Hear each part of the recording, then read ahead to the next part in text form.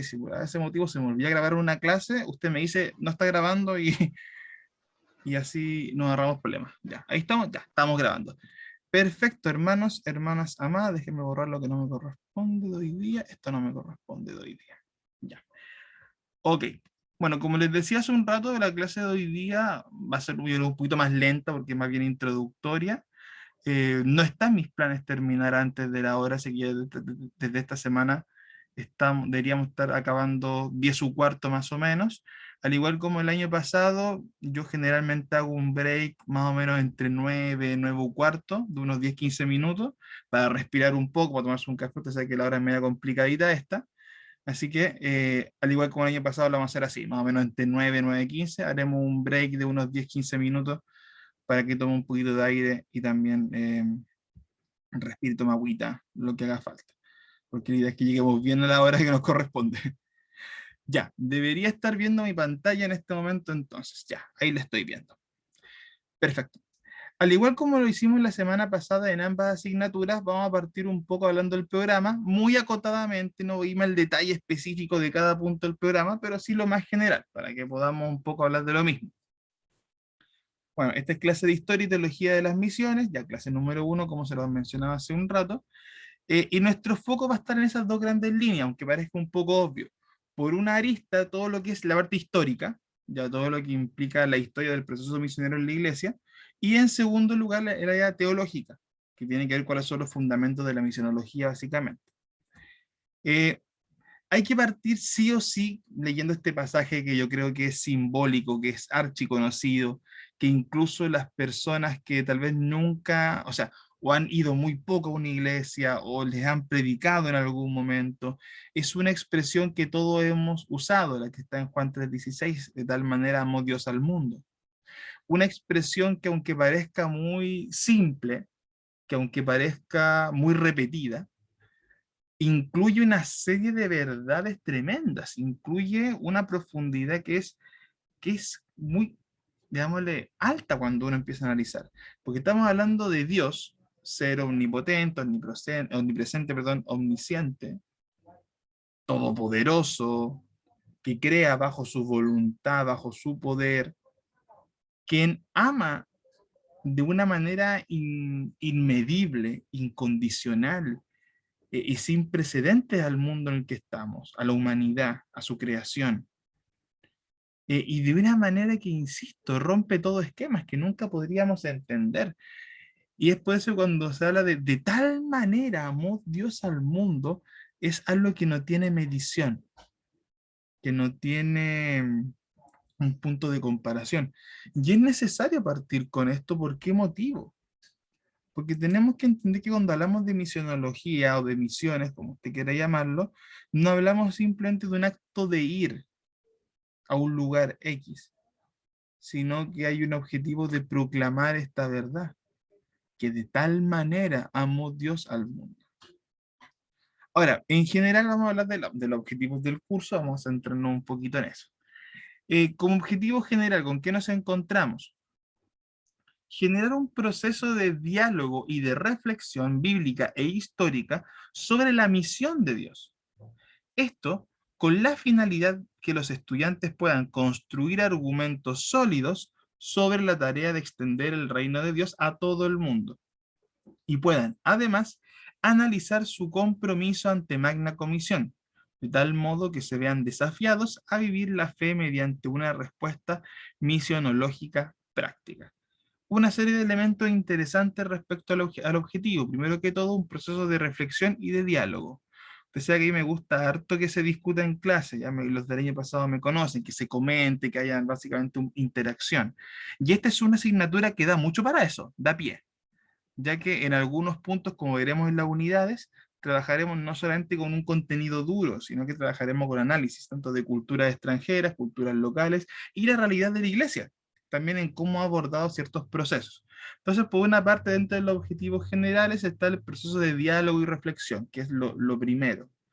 Luego, en segundo lugar, construir, o si es que ya existen, reforzar argumentos que sean sólidos, con fundamento desde la palabra, primeramente, sobre lo que es la tarea de extender el reino de Dios. O sea que cuando uno le pregunte, le digan, le hablen, no sea solamente porque sí o porque no, o porque lo dice Dios, sino porque hayan bases sólidas para construir argumentos de por qué es tan importante el trabajo misionero y básicamente cómo fundamentar eso desde la escritura. Y en tercer lugar, que también nos lleva a un ámbito mucho más personal, analizar nuestro compromiso ante la comisión, ante la misión de Dios, nuestro compromiso individual como creyentes, nuestro compromiso como comunidad, iglesia local, denominación, etcétera. Porque también, como iremos analizando en el paso de las clases, hay un compromiso que tiene que haber como iglesia en tu tarea. Entonces, hacer un proceso de introspección respecto a cómo está pasando, cómo es nuestro rol en este proceso, qué es lo que se viene, de tal forma que seamos desafiados a vivir en la fe. Que eso es lo que finalmente uno espera en estos cursos. O sea, si yo estoy estudiando en el instituto y Dios de alguna otra forma no me ha desafiado o no me he sentido desafiado con lo que estoy aprendiendo, creo yo que a lo menos merecemos reflexionar un poquito sobre eso. Porque de alguna otra forma, al estudiar la palabra, creo yo personalmente que uno tendría que ser nuevamente desafiado del Señor en muchas áreas. Que te genere ese contraste, ese hasta conflicto, como se puede llamar. Ya, avancemos un poquito más, veamos toda la parte de introducción primero, antes de irnos de lleno. Ahora, vamos a describir un poco la asignatura en función de sus 4 unidades, ya 4 unidades en un semestre, ese es el foco que nos vamos a centrar. La primera, que es la que deberíamos comenzar el día de hoy, que está enfocado en un panorama bíblico general sobre lo que es la idea de las misiones, o la misión, ¿ya? Básicamente la evangelización del mundo. La unidad 1 va a ser establecer fundamentos bíblicos, más bien generales, sobre lo que es la misionología, cómo la Biblia se relaciona en ella y bajo qué fundamentos. ¿Ya? Entonces, punto 1, o unidad 1, mejor dicho, que la empezamos hoy, fundamentos bíblicos. Ese es nuestro foco. Luego, dentro de la segunda unidad, ya acá nos metemos en la parte histórica. La segunda unidad está enfocada en la historia de las misiones. Vamos a revisar dentro de lo que es la historia de la iglesia y la evangelización del mundo en estos 2000 años. Los que estuvieron conmigo el semestre pasado en el curso de historia de la iglesia, bueno, sí, durante el año, que lo hicimos 2 veces, durante el año pasado, se van a dar cuenta de que hay algunos elementos que se van a repetir. No todos, porque obviamente el enfoque es muy distinto, pero van a haber elementos o personajes que seguramente nos vamos a reencontrar en algún momento, porque están muy ligados a este aspecto específico, la misión evangelística. ¿Ya? Entonces, desde ese foco o unidad 2 vamos a hacer una visión más bien acotada, porque comprenderán que de un semestre a una unidad no se hace lo mismo, donde nos enfocaremos en la historia, desde el inicio de la iglesia primitiva hasta ojalá durante los años 2000 lo más actualizados que podamos, pero acotadito a una unidad.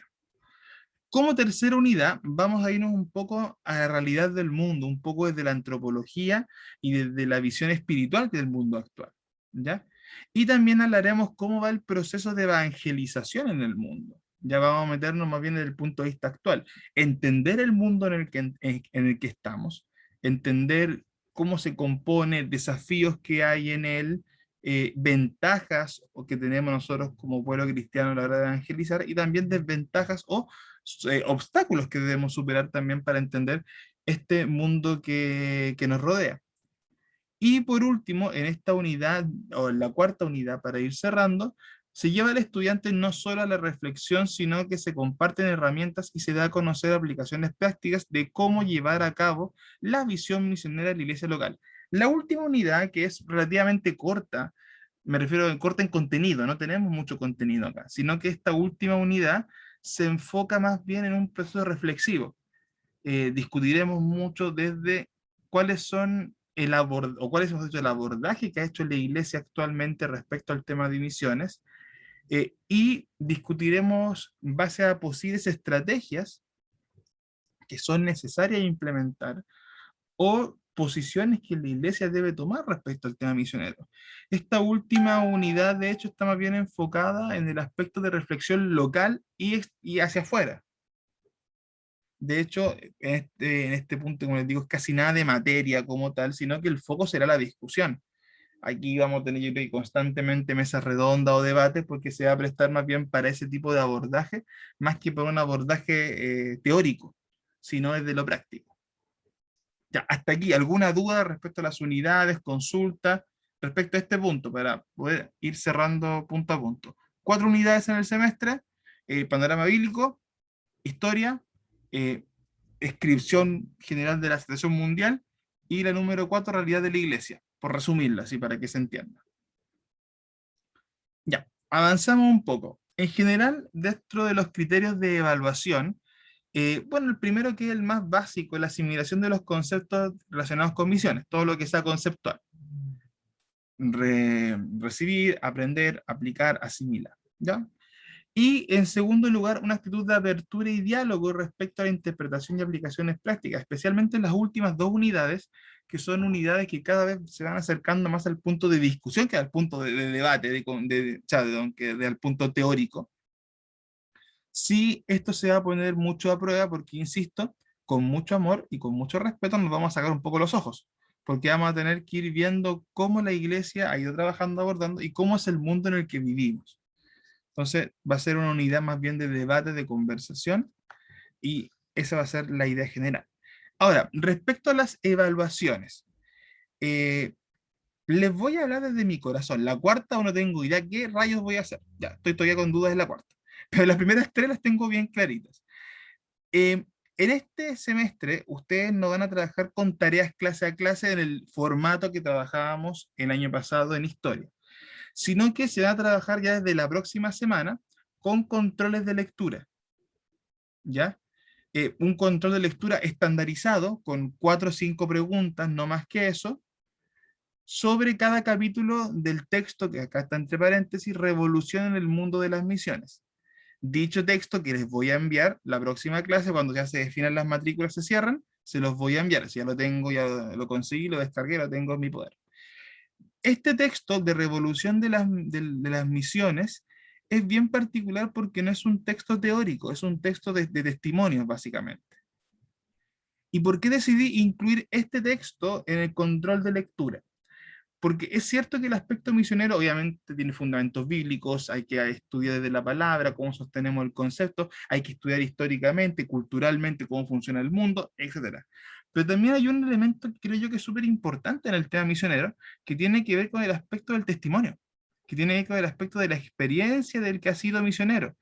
Y pensando cómo incluirlo en la evaluación, porque no tenía dónde meterlo, decidí que hubiera sido, que sería interesante cómo abordamos esto por medio de controles de lectura en base a diferentes experiencias testimoniales, casi como una bitácora que usted va a ir haciendo semana por cada capítulo del libro. Un capítulo, un control, un capítulo, un control, un capítulo, un control. No he hecho el cálculo exacto, creo que vamos a estar justitos con el tiempo y los capítulos, pero si nos faltase unos cuantos al final, no me voy a complicar, pero la idea es que tengamos una lectura regular de este texto, que sí yo diría que va a ser el texto de lectura obligatoria, por razones de tareas obvias. Entonces, desde la próxima semana, yo a usted le voy a enviar no solamente el texto de Revolución en el mundo de las misiones, porque tengo otros que les voy a mandar, ya en esta asignatura ya tengo lista la biblioteca que les voy a mandar, creo que son 4 libros los que ya tengo ya definidos, que se los voy a enviar, y el único que yo les diría que es de lectura obligatoria va a ser el de, me refiero a ver, lectura obligatoria en el sentido de que es por la evaluación directa, es Revolución en el mundo de las misiones, que va a tener que ver con los controles de lectura. Un capítulo, un control, y así sucesivamente. Ya que el formato no cambia, es cosa de que uno vaya modificando fecha, número de capítulos y va completando. Como les dije, está enfocado más bien en un aspecto tipo bitácora, donde usted va a tener que hacer una reflexión desde el punto de vista de un creyente de las diferentes experiencias que los diversos autores van relatando. ¿Ok? No es un trabajo complejo, como les dije, no son más de 5 preguntas por cada control, a lo que me refiero que es muy específico. Eh, pero sí me interesa y creo que es relevante también nutrirse en una asignatura como esta, especialmente desde la experiencia misionera.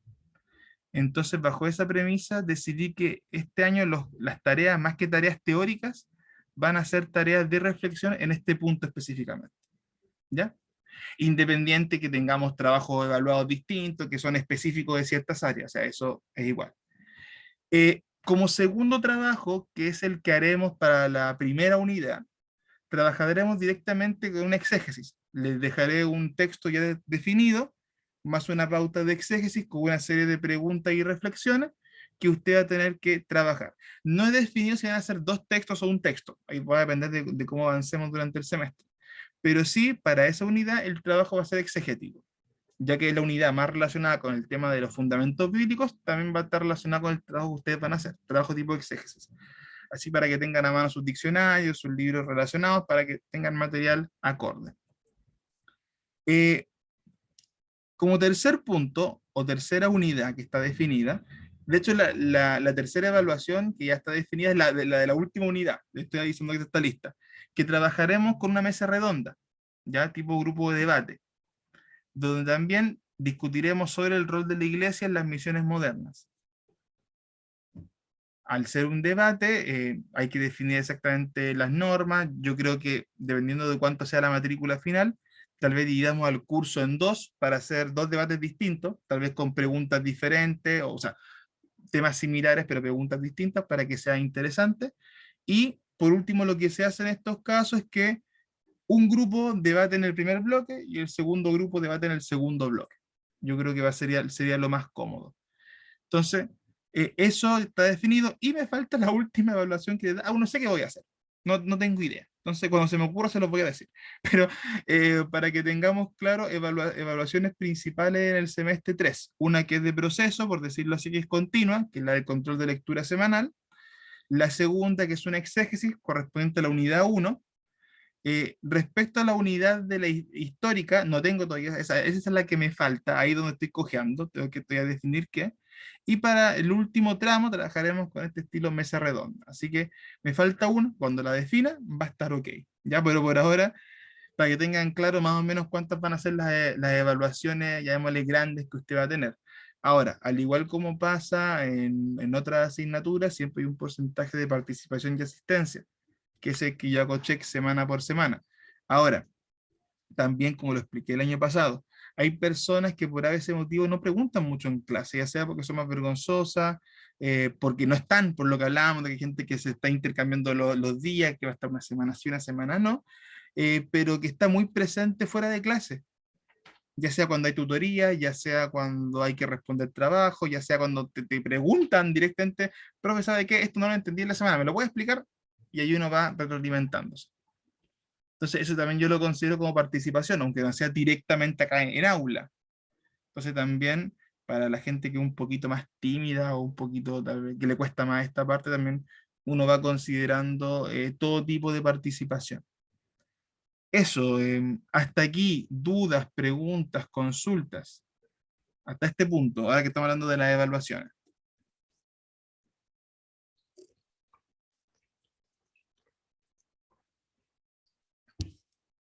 Ya, ok. Entonces, por ahora estamos bien. Bibliografía. Como les comenté, en esta asignatura, a diferencia de la del sábado, ya me he podido conseguir mucho más material, así que estamos más, como se dice, más armaditos. Todavía estoy buscando material de la asignatura del sábado. Eh, lo que está marcado con rojo, ya lo tengo. Está en mi poder amoroso. Así que estas se las voy a compartir la otra semana, cuando ya se defina la nómina, sepamos quién sí, quién no. Yo les mandaré un correo ese día con todo este material. Los libros que están en rojo dentro de las recomendaciones de bibliografía de IBN son los que yo les voy a mandar. El principal, el de Revolución de en las Misiones, por lo que les expliqué recién, porque hace parte de su control, etcétera. Los demás textos son textos, llamémosle de apoyo, que son los que yo estoy usando principalmente para construir el curso, para que usted igual tenga claro de que si va siguiendo el curso y va siguiendo los libros, en caso de que pueda ir leyendo todo, va a tener la guía más o menos de cómo estoy llevándolo yo. Obviamente siempre hay agregados cositas que uno busca de aquí por allá que va complementando, pero por lo menos la columna vertebral se respeta bastante. Y estos son los que les voy a enviar, los que están en rojo, para que tengan claro de que van a tener esa parte ya definida. Ya, entonces, todo lo referente a lo que es introductorio, preguntas, dudas sobre esto, sobre los criterios de evaluación, sobre los libros, sobre las unidades que vamos a revisar, el objetivo. ¿Algo acá hay que consultar para dejar cerrado tema? Como se dice ahora, calle, hable ahora, calle para siempre. Ya, estamos para eso. Igual si tú me preguntan después, pero más que nada para ya saltarnos al tema clase y dejar desconectado este punto. Entonces, para que les quede claro, recién lo que es libros, la otra semana se va a enviar cuando tengamos la matrícula definida. Entonces, esta semana no van a tener tarea por razones obvias, pero ya de la otra semana, sí o sí ya van a empezar con los controles de lectura. Como les dije, va a ser una pauta similar, así que es la misma que se replica semana por semana. Porque básicamente es seguir controles de lectura, no tengo razón de explicarlo. Ok, entonces, habiendo explicado todo eso, vamos a comenzar. Eh, Marcos 16:15 dice, y les dijo, id por todo el mundo y predicad el evangelio a toda criatura. Es probablemente es un mensaje súper claro, ¿no? Yo creo que no tenemos mucho que interpretar. Tal vez el único elemento que podríamos interpretar es que tal vez para los oyentes de estas palabras, para los que fueron miembros de la iglesia primitiva, que no tenían la conciencia de lo que era todo el mundo. Yo creo que el único o el principal elemento contextual que tal vez ellos no entendían, por razones obvias.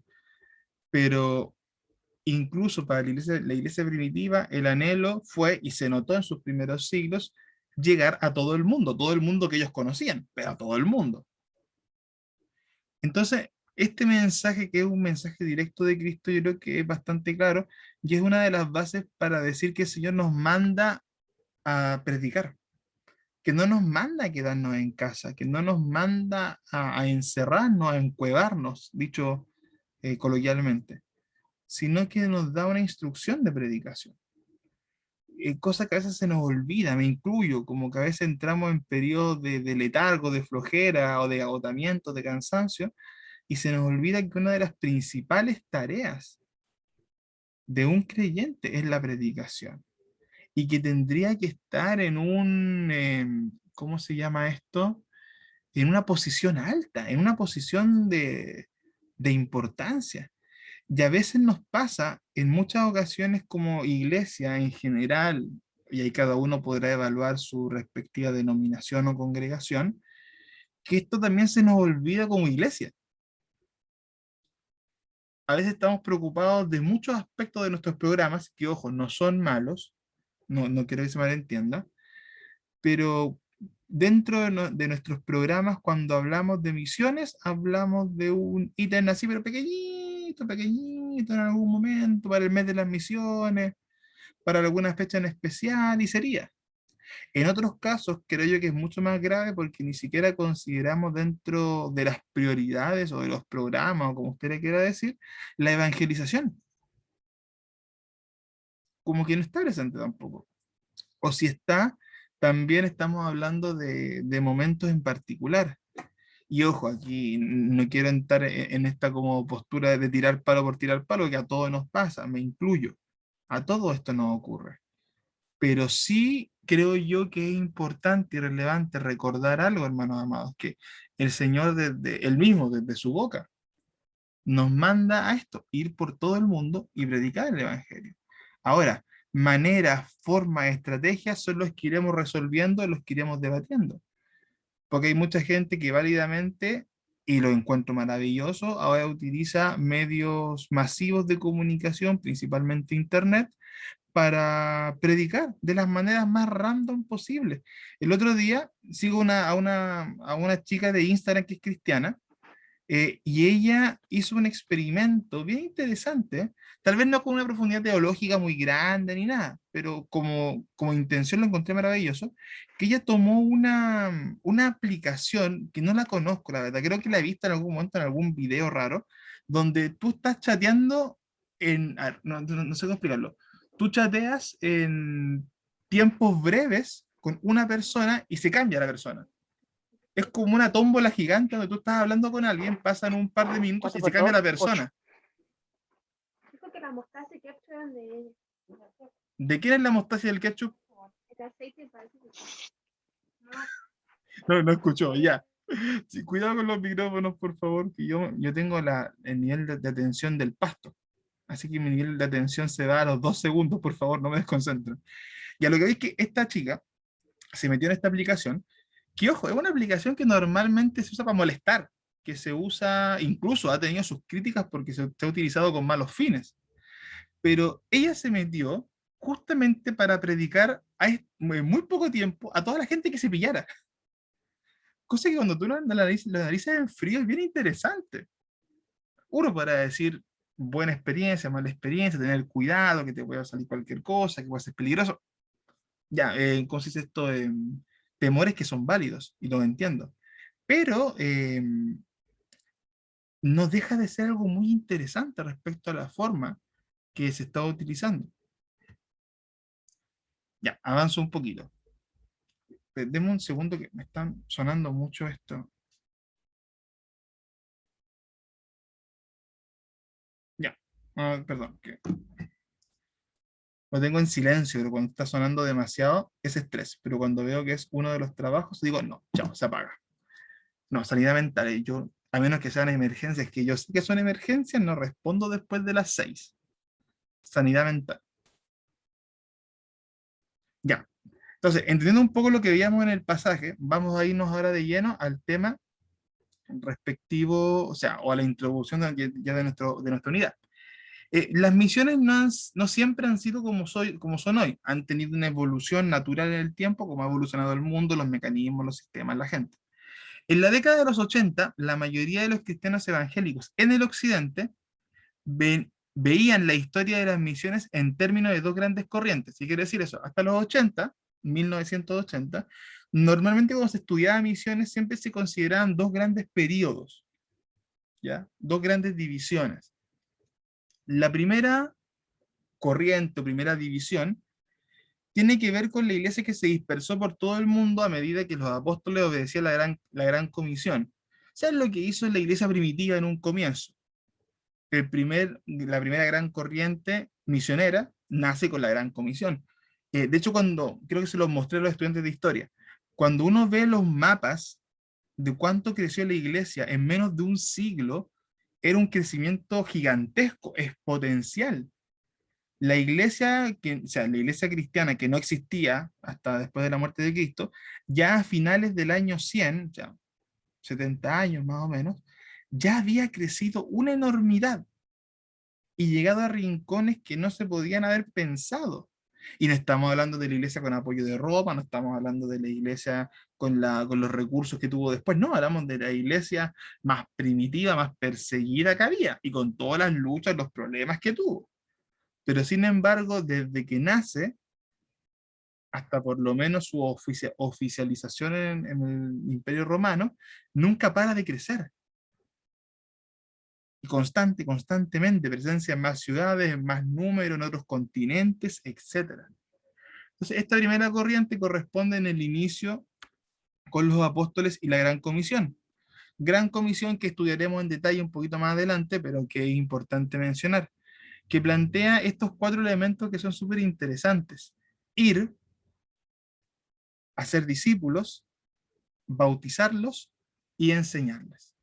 Cuatro verbos que son claves y que yo creo que cualquier persona que ha estudiado un poco de misionología o que ha ido a misiones en algún punto o que tiene esta carga, es un pasaje que ha leído mucho y que probablemente estos cuatro verbos no son extraños para ustedes. Pero tal vez la persona que ha tenido un menos acercamiento a esto va a ser muy interesante. Cuatro verbos que son claves. Ir, hacer discípulos, bautizarlas y enseñarles.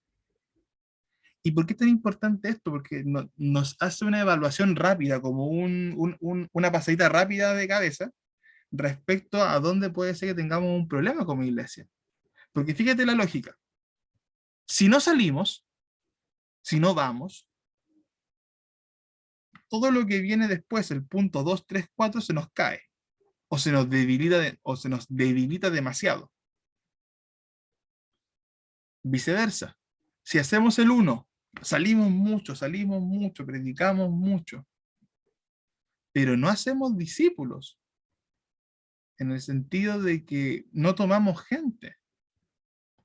Por mucho que salgamos, esas salidas no van a ser productivas. También el concepto del bautismo.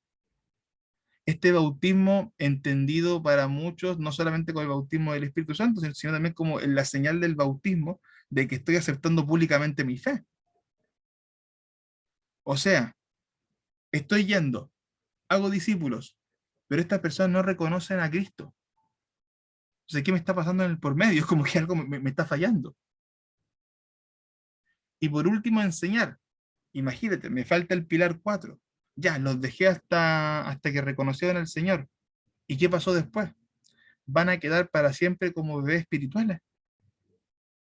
Van a quedar como siempre como niños en la fe. Y uno entiende que hay periodos en el que uno es niño en la fe y se entiende, se comprende. Todos fuimos niños en la fe y creo que muchos todavía en ciertas áreas aún nos falta crecer. Pero, ¿qué pasa si no les enseñamos? También la mesita nos queda coja. Entonces, aunque sea de pasadita, entender esto es entender una de las cosas que, o más bien el pilar técnico, voy a decirlo así, de la Gran Comisión. Obviamente, la providencia y la ayuda divina de Dios en esto, que si no, no resulta, olvídate, Roma se los come. Pero sin embargo, si tuviéramos que ir a un pilar técnico sobre el tema, es este. Los discípulos fueron, salieron de la seguridad que tenían. Es cierto que en los primeros años tuvieron que estar en Jerusalén, pero cuando ya se empezaban a soltar, pum, pum, no los paró nadie. Ahí la figura de Pablo es muy importante, entre otros, pero es el hecho de salir y trajo fruto. Hicieron discípulos, generaron iglesias, se preocupaban de bautizar nuevamente, que la gente reconociera a Cristo, tenían que entender dónde se estaban metiendo. Entienda lo que usted está haciendo, no se nos confunda. Y por último, los educaron, los enseñaron. Durante el siglo II especialmente nacen muchas escuelas teológicas, porque se hizo una necesidad de estudiar y de aprender, porque justamente a esta gente que se estaba bautizando había que enseñarle, para que no cayesen herejías, para que fuese una persona madura en lo espiritual, para que su relación con el Señor tuviese ese fundamento, esa fe racional que se habla en Romanos. Todo esto para entender cómo funciona esta idea de la Gran Comisión y nuevamente qué es lo que la hizo tan relevante. Porque tenía un modelo claro, bíblico, primeramente, y que todos podíamos entender. Ahora, parto con esta reflexión, que no pido que la comparta a Vox Populi, pero sí para que la tengamos en nuestra cabeza respecto a eso. Em, ¿Qué es lo que pasa acá? Estamos yendo, estamos haciendo discípulos, estamos bautizando, estamos enseñando. Y ahí se nos planta un desafío interesante. Ojo, que esto lo vamos a revisar más adelante cuando lleguemos al análisis con la iglesia, pero no es un pasaje que quiero dejar botado. Creo que después lo vamos a seguir dando fuerte, porque yo creo que es uno de los indicadores que tenemos para decir en qué estamos como iglesia. La segunda corriente, que como les dije, aquí tenemos la primera corriente que ocurre con la Gran Comisión y con la iglesia primitiva. Luego de eso ocurre algo bien interesante, porque posterior a que Constantino inicia el proceso de legalización de los cristianos en Roma y que a final de cuentas el cristianismo termina siendo la cabeza de Roma, así termina la historia, el celo misionero fue disminuyendo gradualmente.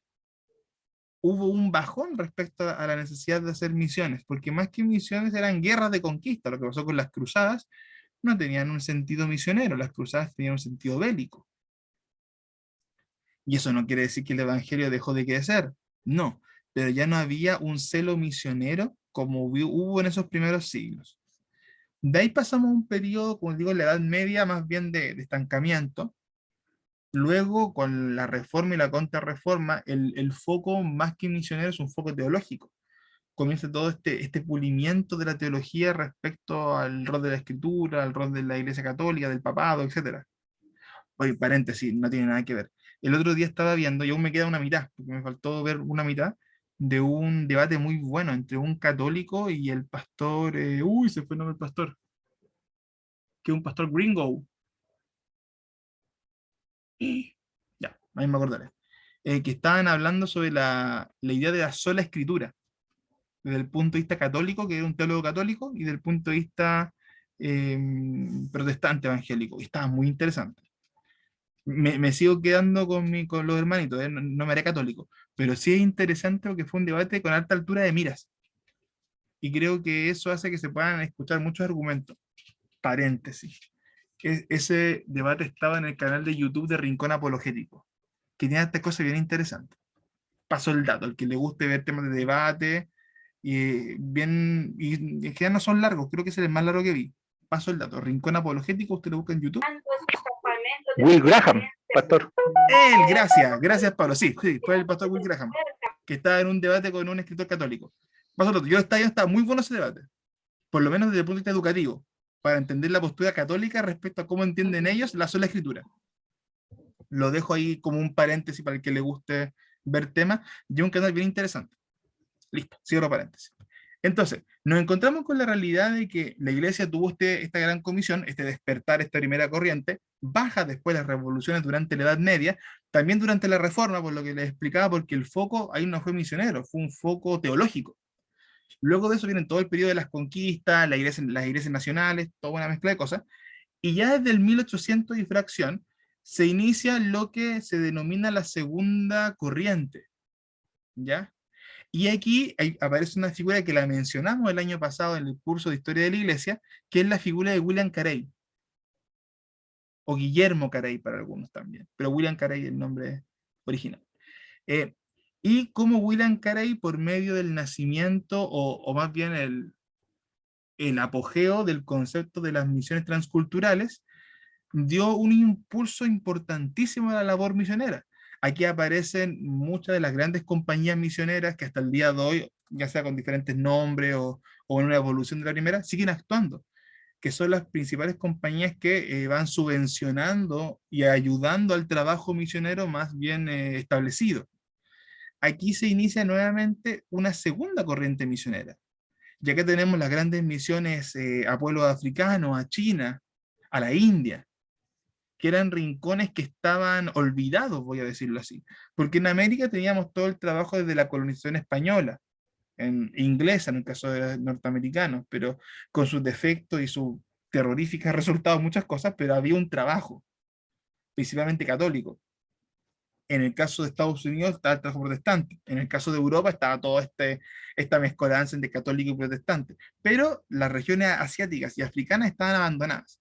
Entonces, o esta segunda corriente que William Carey no es un líder, pero es un pionero y una de las cabezas referentes, es que hablamos de esta segunda ola, esta segunda corriente en las misiones, ¿ya? Que trajo este flujo constante de misioneros hacia esos rincones que estaban olvidados. Y también ese flujo de misioneros con esta visión que, como les dije, tiene esta idea de las misiones transculturales, que ya las veremos en su momento, pero que plantea un modelo, voy a decir, nuevo. Ahora, eh, es cierto que yo les decía hace un rato de que tradicionalmente se hablan de dos movimientos o dos corrientes misioneras, pero eso no quiere decir que el Espíritu Santo se haya dejado de mover o que las misiones hayan dejado de existir. Actualmente alrededor del mundo, el Espíritu Santo se está moviendo en naciones asiáticas y africanas, se sigue manteniendo, a pesar de los bloqueos que hay en muchos sentidos y en muchos países, se sigue manteniendo. Se siguen levantando miles de hombres, de mujeres, en los rincones que usted no se imagina del mundo, para llevar el mensaje de salvación tanto a la gente de ahí mismo, de los creyentes que se levantan en esas propias naciones, como gente que viene misionada desde fuera.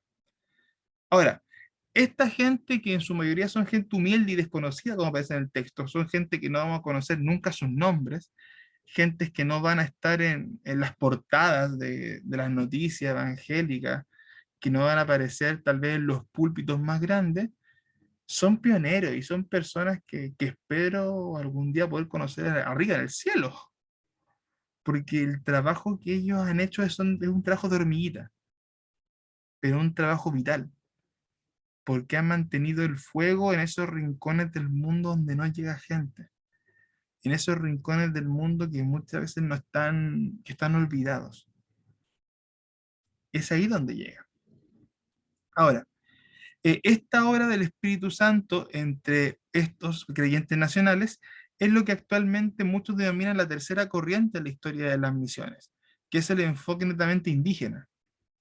Pues ya no estamos trabajando en los continentes, o sea, no trabajamos solamente en continentes desconocidos, sino que trabajamos directamente con pueblos indígenas que por a veces motivo tienen su habitación o su vivienda o su estilo de vida alejadísimos de la sociedad actual.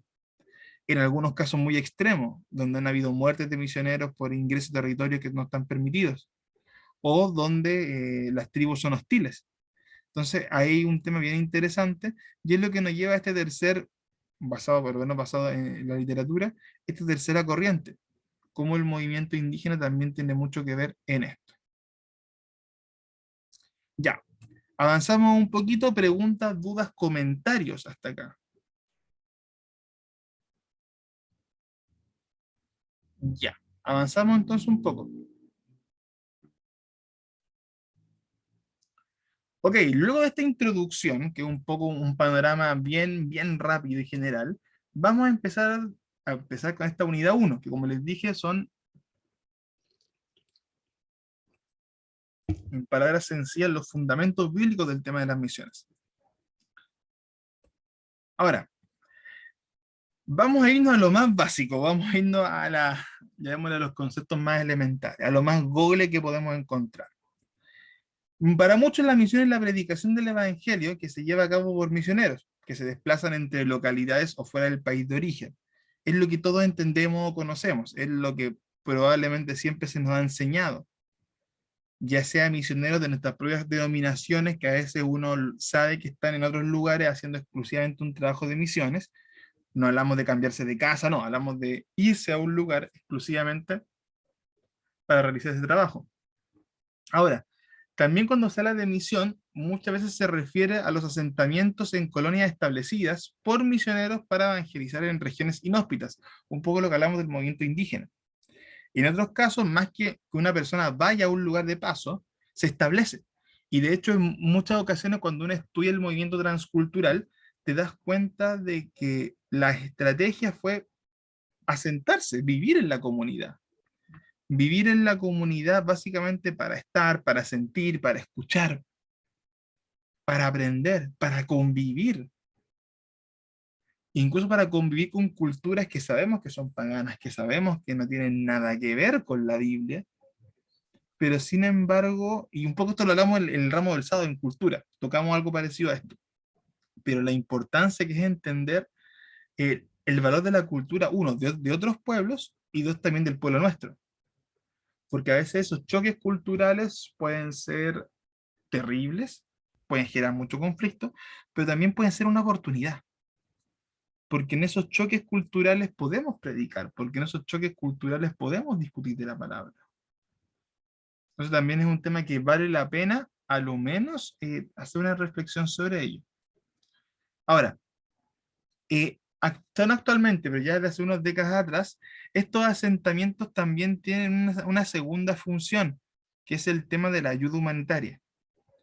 Que hay gente que podrá estar de acuerdo o no, desde el punto de vista cristiano, pero es innegable que ha servido como una estrategia para llegar a ciertas localidades, ya donde hay mucho rechazo al pueblo cristiano o donde se prioriza, mejor dicho, una atención médica, comunitaria o algo en esa línea, que la predicación. Por lo cual se ha hecho una estrategia desde, bueno, ojo, esto no es de ahora, desde hace mucho tiempo esto ocurre, de llevar la palabra por medio de la ayuda al desvalido, por medio de las ayudas comunitarias. Y ahí tenemos diferentes ejemplos, comedores sociales, también lo hablamos el año pasado en historia, el trabajo con los huérfanos también, en los orfanatos, que fue una forma, en las cárceles, que también se utilizó por medio de la ayuda humanitaria en un comienzo, y también en las misiones. Lo que pasa en África, de que muchos grupos misioneros, o sea, no te piden, pero te sugieren que ojalá uno tenga algún tipo de formación que pueda ayudar en esa área, para que sea más fácil ubicarte, para que sea más fácil que tú ingreses a esas comunidades. Entonces, uno, y ahí tendremos que hacer esta discusión con mayor profundidad, si es válido o no el modelo, si es válida o no la estrategia, pero de que es una estrategia que se usa, se usa. Y de hecho, cuando también se hablan de las misiones, son estos asentamientos que también tienen esa connotación humanitaria. Y por último, también se le puede llamar misiones a las organizaciones que son las que coordinan los trabajos misioneros hacia diferentes rincones del mundo. Voy a ir al chat, que no sé qué pregunta llegó. Mira, María Antonieta nos agrega acá en el chat respecto al punto anterior, me imagino. Ayuda humanitaria es mostrar el amor de Dios, es ser misericordioso como Cristo. Sí, no, súper válido María Antonieta, sí. Ojo, no estoy diciendo que sea malo, no me malentiendan que estoy diciendo que el profe dijo que eso es malo. No, no, no digo que sea malo, para nada, todo lo contrario. El tema en cuestión es ver si como estrategia es bíblicamente válida. Yo creo que ahí tendríamos que hacer esa discusión en su momento. Ya, no ahora lo estamos introduciendo. Pero también yo creo que es interesante siempre ir masticando toda la información. Pero obviamente, o sea, a ver, mostrar el amor de Dios tiene muchos niveles, tiene muchas formas, la ayuda al prójimo es una de ellas. Y si de hecho somos cristianos pero no tenemos amor por el prójimo, estamos fallando severamente. Entonces, ahí hay que tener ese tema en consideración, obviamente. Sí, yo creo que el punto que planteaba no es que sea bueno o mala la ayuda, sino de que sí es válido como una estrategia misionera en la iglesia cristiana. Pero como les digo, sería un trabajo, o sea, una discusión que tendremos en su momento cuando nos sentemos a ver el tema de la realidad de la iglesia y las estrategias de la iglesia. Ahí cuando nos saquemos las mechas, ahí vamos a entrar a ese tema.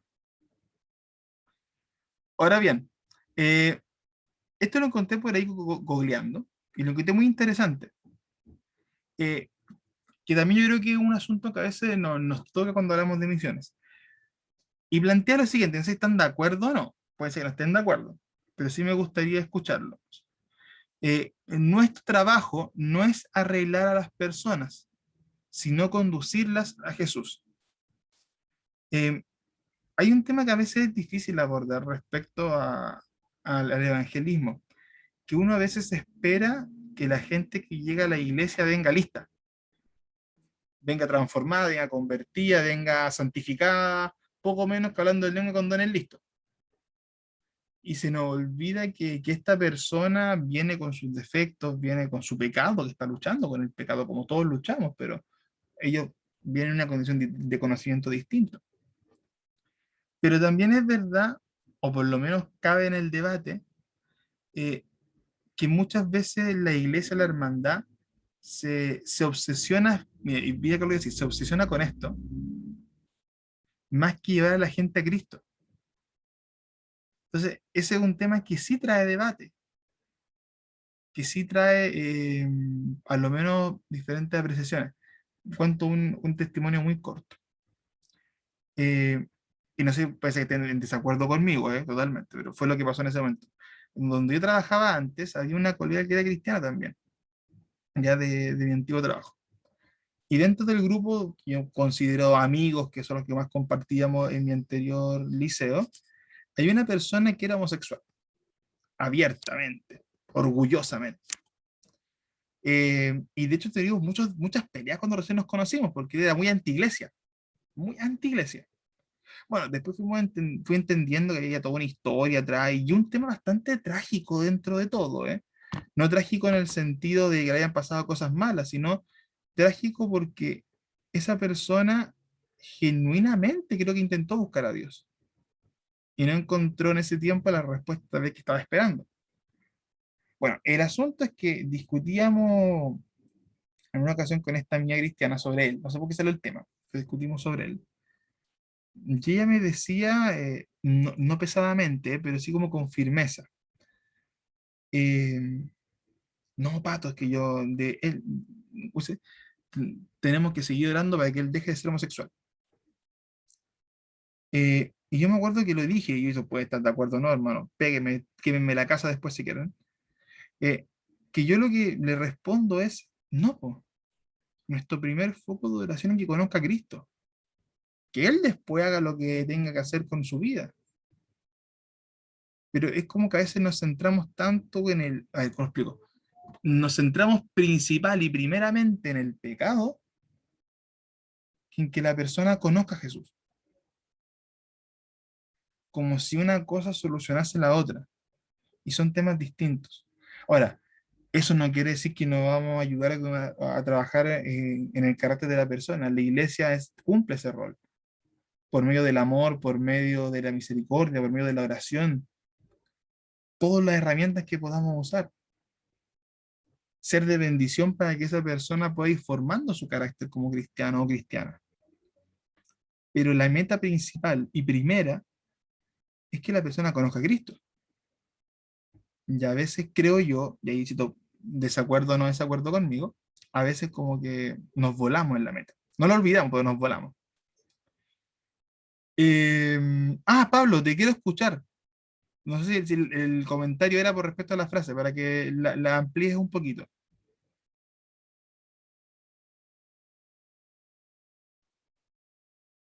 Me dice si se puede. La frase que ponía en el chat, esto de depende con la intención con que se haga. O no sé si no me escuchó. Ya, si voy a intervenir de ahí, me gustaría que interviniese para que explicase esa idea, que está interesante. Ya, avancemos entonces un poquito. Ya, perfecto. Bueno, pero leí lo que estaba en el chat por si acaso, pero me ha gustado también porque da para hartas ideas. A ver, ¿por qué, por qué hablen? No escriban, hablen, que me siento como un monólogo gigante.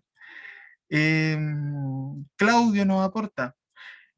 ¿Es Claudio o es Amanda? Porque tengo que chequear, porque después ver si tengo también a Claudio en la nómina, porque tenía solamente Amanda en la nómina.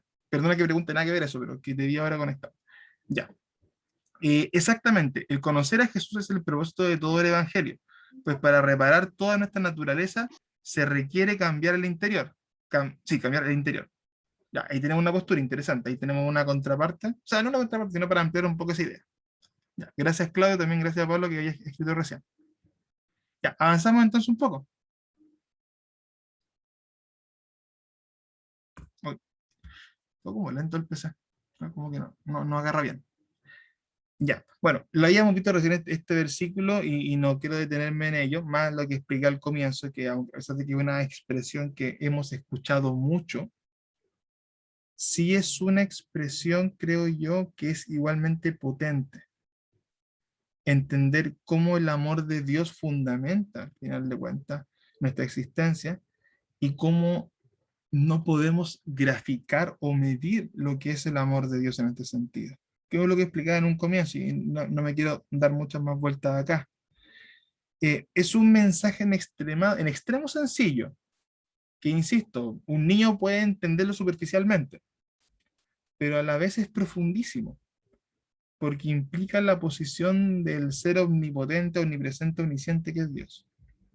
Muchos hemos experimentado individualmente la salvación, perdón, que Dios nos ofrece por medio de Cristo. De hecho, todos los que estamos acá la hemos experimentado. Si no, probablemente no estaríamos acá en clase, estaríamos en otra cosa. O sea, por lo menos la experiencia individual la tenemos, la experiencia propia. Pero, y aquí viene un cuestionamiento que sí me gustaría escucharlo, hermano. Estamos tímidos para clase, estamos tímidos. Pero, ¿hemos empezado a comprender el amor del Padre hacia la humanidad? Porque una cosa es lo que hemos experimentado en nuestra vida. Una cosa es lo que hemos experimentado con las personas cercanas a nosotros, hermanos de la congregación, familia, etc. Pero hemos hecho la reflexión o intentado profundizar respecto a lo que es comprender este amor, pero aplicado a toda la humanidad, que nuevamente es el objetivo que estamos buscando. Y por último, ¿hemos entendido que el Padre ama a todo el mundo verdaderamente? Les dejo esas preguntas y las podemos comentar un minuto.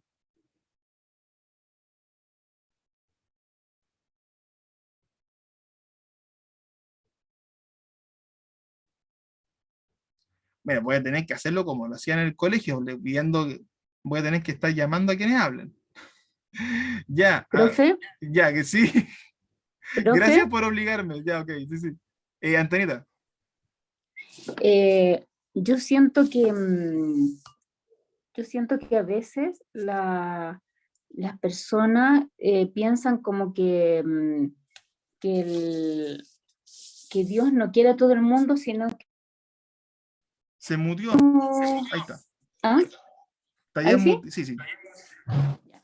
Que por la forma como habla la gente, a veces creen que a ellos Dios los quiere más.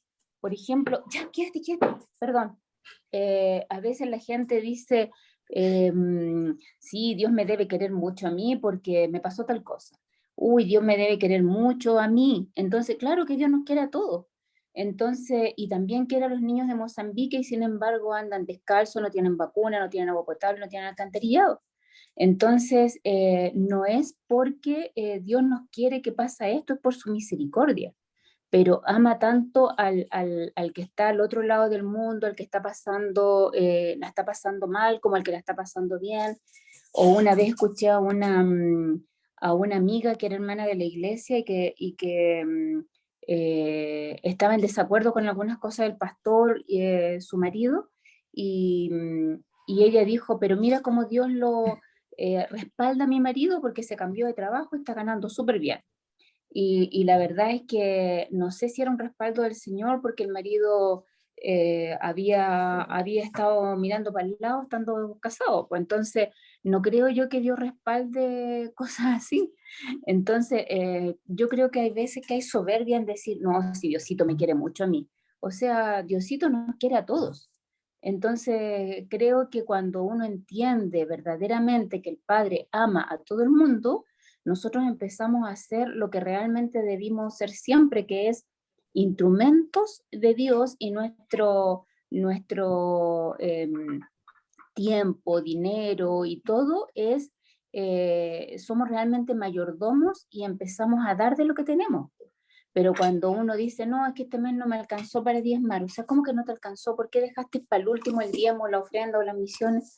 Entonces, cuando uno realmente entiende que somos parte de un plan perfecto de Dios, ya no tenemos el problema de pensar de que si me alcanzó o no me alcanzó, independiente que hay veces que claro que uno pasa por altibajo económico y eso influye mucho, pero no debería ser que Diosito porque me quiere tanto que me aumentaron el sueldo. O sea, gracias Señor porque hay gente que lo merece más que tú y no le aumentan el sueldo. No sé si me explico. No sé si tranquila, gracias, porque tenemos ya una visión un poquito más compleja. Mira, y María Antonieta pone un ejemplo que yo creo que todos hemos escuchado alguna vez, esto de ¿y por qué los niñitos de África no? Eh, que es súper complejo escucharlo, y son de esas cosas que a uno le generan en algún punto de su vida un cuestionamiento, yo creo que al final de cuentas eso pasa, porque uno piensa de la lógica humana, fíjate, de la lógica humana, ¿por qué yo tengo esto y tú no tienes esto? ¿Por qué Dios hace diferencia? Y es una pregunta difícil de responder. Ahora, si yo me aventurara a responderla, y si me equivoco, que Dios me perdone de entradita en el semestre. Eh, ¿Cómo medimos el amor de Dios? Lo medimos por lo que decías tú, por el trabajo que tenemos, por los recursos materiales, porque tenemos más o menos para comer en la noche. Y si soy sincero, y te doy una respuesta que no va a satisfacer a nadie, pero el mayor regalo, o la mayor muestra, mejor dicho, de ese afecto, es justamente la posibilidad de conocerlo. O sea, si, y digo, no quiero que suene cruel, por favor, no me quemen la casa, es muy pronto. Si me dan a elegir entre pasar hambre y haber conocido a Dios como muestra de amor, me quedo con conocer a Dios, pues prefiero pasar hambre. Y suena fuerte porque tampoco es bueno lo otro, o sea, no es bueno que una persona pase hambre, no es bueno que niños en lugares tan extremos del mundo, tan complicados, la pasen mal, para nada. Que Dios me libre de pensar eso. Pero también es verdad que si uno pone en la balanza una cosa o la otra, yo en lo personal prefiero conocer a Dios. Y si ese es el regalo que puedo ofrecer, y si esa es la bendición que puedo ofrecer hacia esa otra persona, de verdad considero que es más importante. Y ojo, no es que lo otro no lo sea. Creo que todos merecemos una vida digna, cosas como las que mencionabas tú, salud, eh, lo mínimo que es tener un techo y un plato de comida. Pero, y aquí los invito a que también aporten o estén en desacuerdo, como ustedes lo quieran ver. Pero si lo vemos en perspectiva, sigue siendo más importante conocer al Señor. Aunque suene fuerte en el otro punto, ojo, porque va a sonar fuerte. Pero nuevamente, ¿cuál es la perspectiva que estamos buscando? Porque de ser por eso, claro, la iglesia solamente haría obras sociales, que nuevamente no es malo que se hagan obras sociales, pero sería ese el foco exclusivo. Pero bueno, ahí no me quiero tampoco de que demasiado el tema. Otra opinión, comentario respecto a estas dos preguntas, por favor.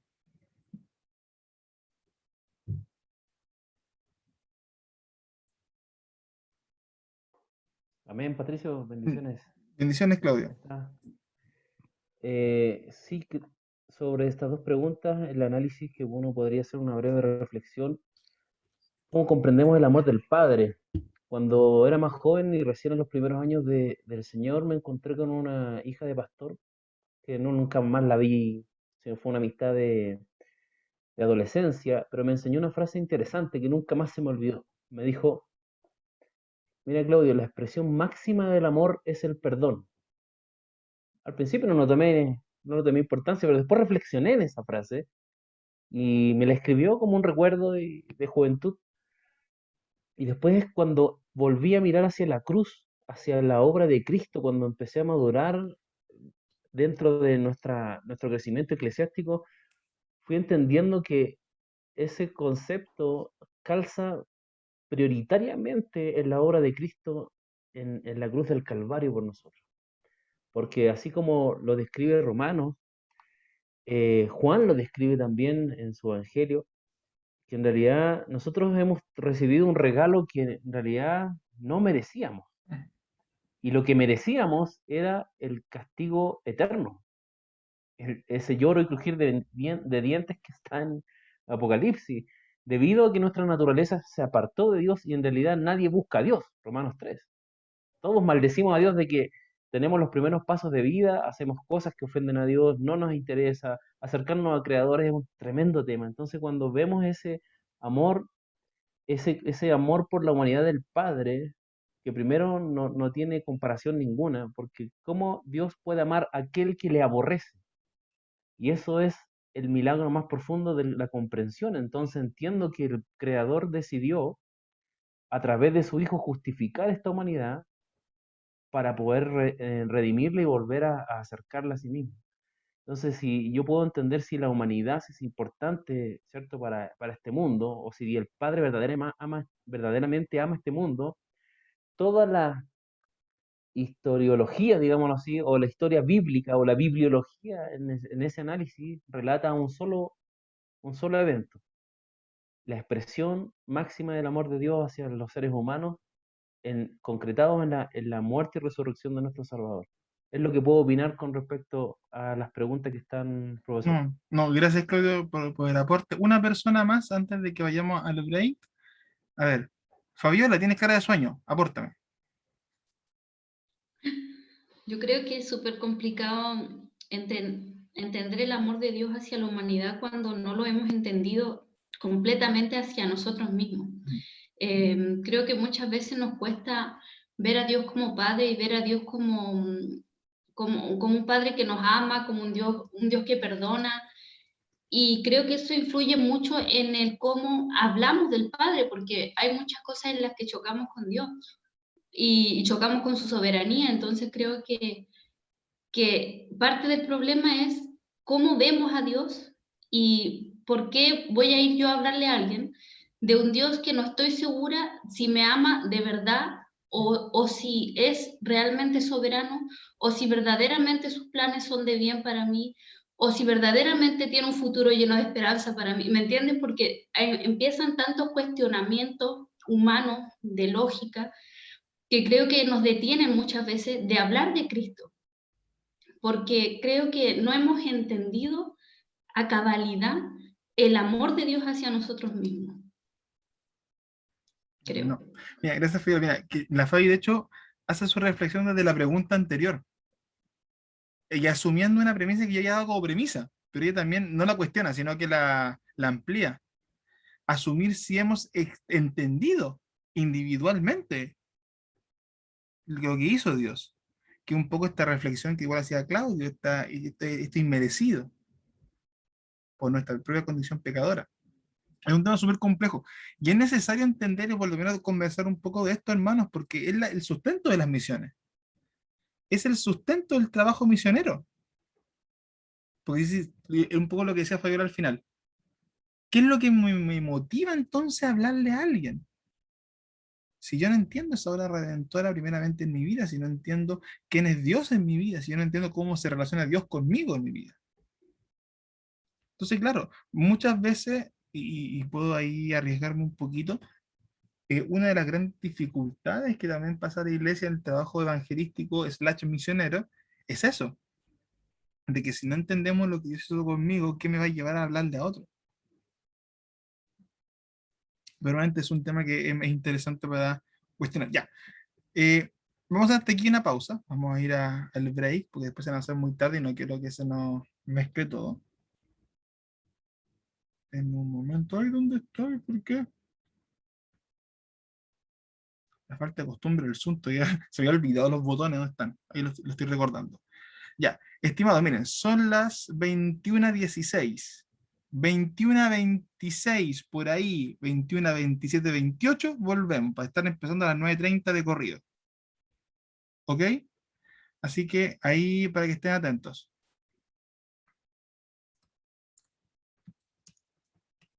Ya, vayan al tiro, hermanos amados, para que aprovechen el tiempito, si es un cafecito o algo, ¿ya?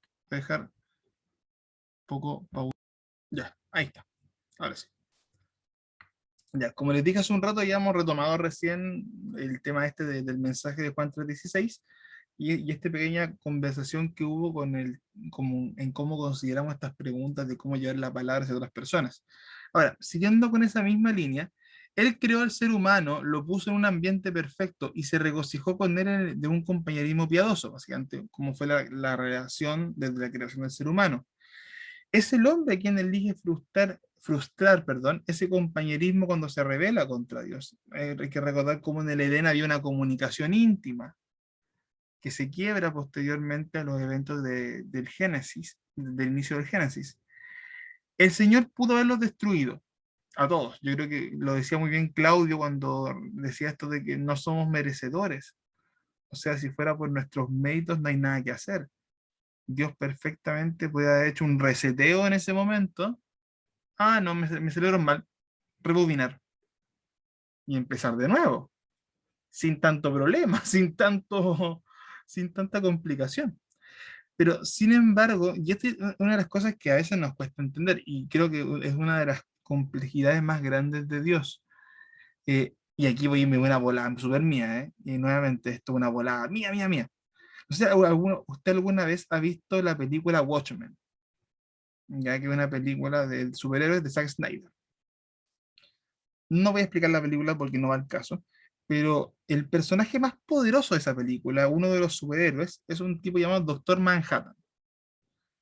Y Doctor Manhattan, dentro de sus cualidades, tiene una que es bien interesante, que de hecho radica muchos de los conflictos de la película, es que el tipo tiene algo parecido, con muchas comillas, para que no se malentienda ni me tilde de hereje, eh, a la omnipresencia. Porque bajo los conceptos raros de la película, la historia, todo, para no entrar en detalle, el tipo tenía la capacidad de ver al mismo tiempo el pasado, el futuro y el presente. Y eso generaba un desastre porque el tipo ya veía fragmentos de lo que iba a pasar, al mismo tiempo veía su pasado, veía el presente, veía una mezcla de cosas. Es como, a ver, ¿cómo lo puedo explicar? Es como si a un ser humano de entendimiento limitado le dieses una capacidad de entendimiento ilimitado. Y de hecho es muy interesante y por eso o sea, aparte de que me gusta la película, pero es una de las cosas que más me llama la atención de la reflexión de la película.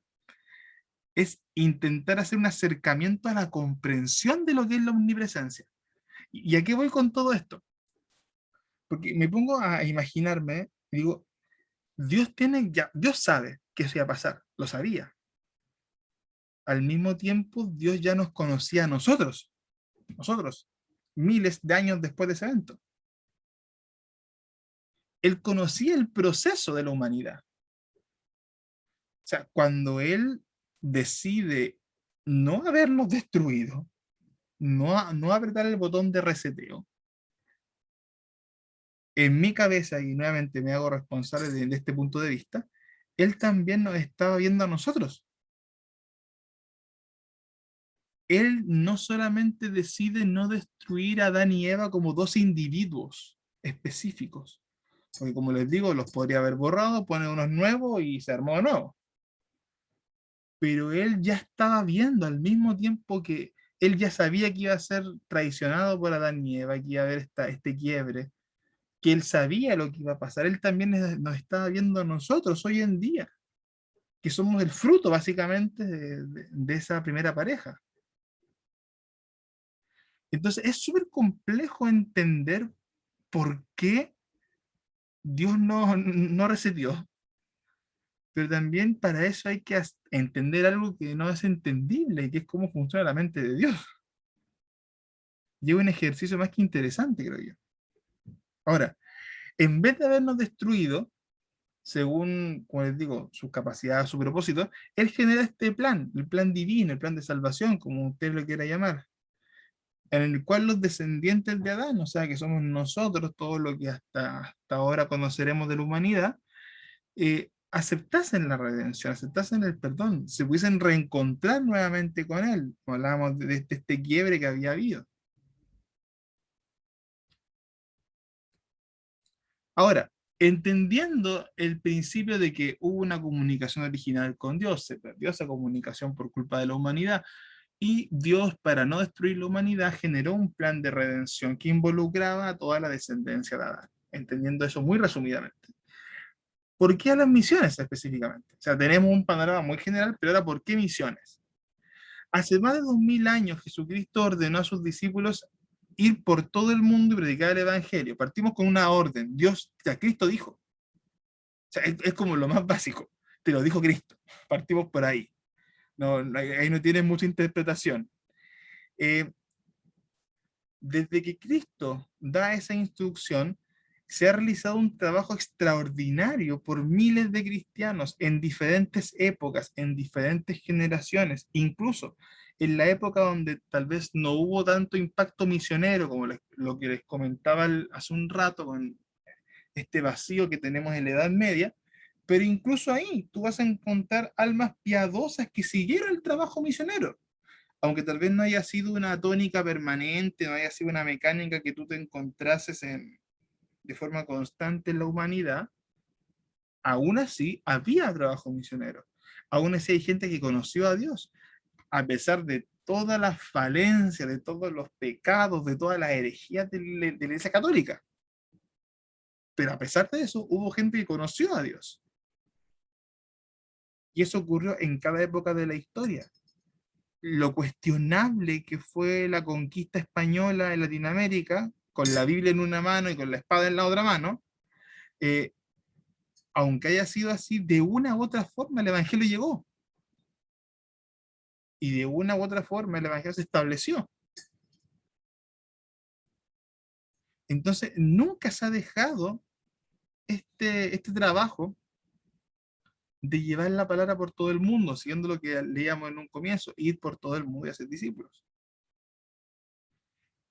Y la iglesia, a pesar de lo vapuleada que está, de las crisis que tiene, no ha dejado de avanzar en zonas que antes no avanzaba, aunque sea con paso de hormiga. E incluso en los últimos 200 años ha tenido un crecimiento en continentes que no había, en aldeas, en tribus, hablando de la parte indígena que decíamos hace un rato. Si retrocedemos estos 200 años en la segunda corriente que se inicia con William Carey, la iglesia llegó y se estableció en continentes que nunca antes hubiera pensado por su origen pagano.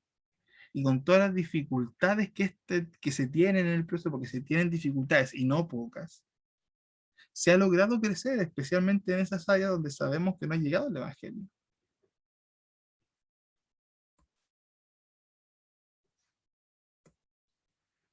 Si se me corta la comunicación, me avisan, porque ando con el internet medio lento. Voy al chat.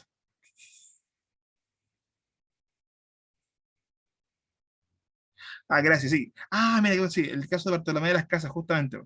No, y ahí encontrar diferentes casos de cristianos piadosos. Hay, incluso en las peores épocas de la historia.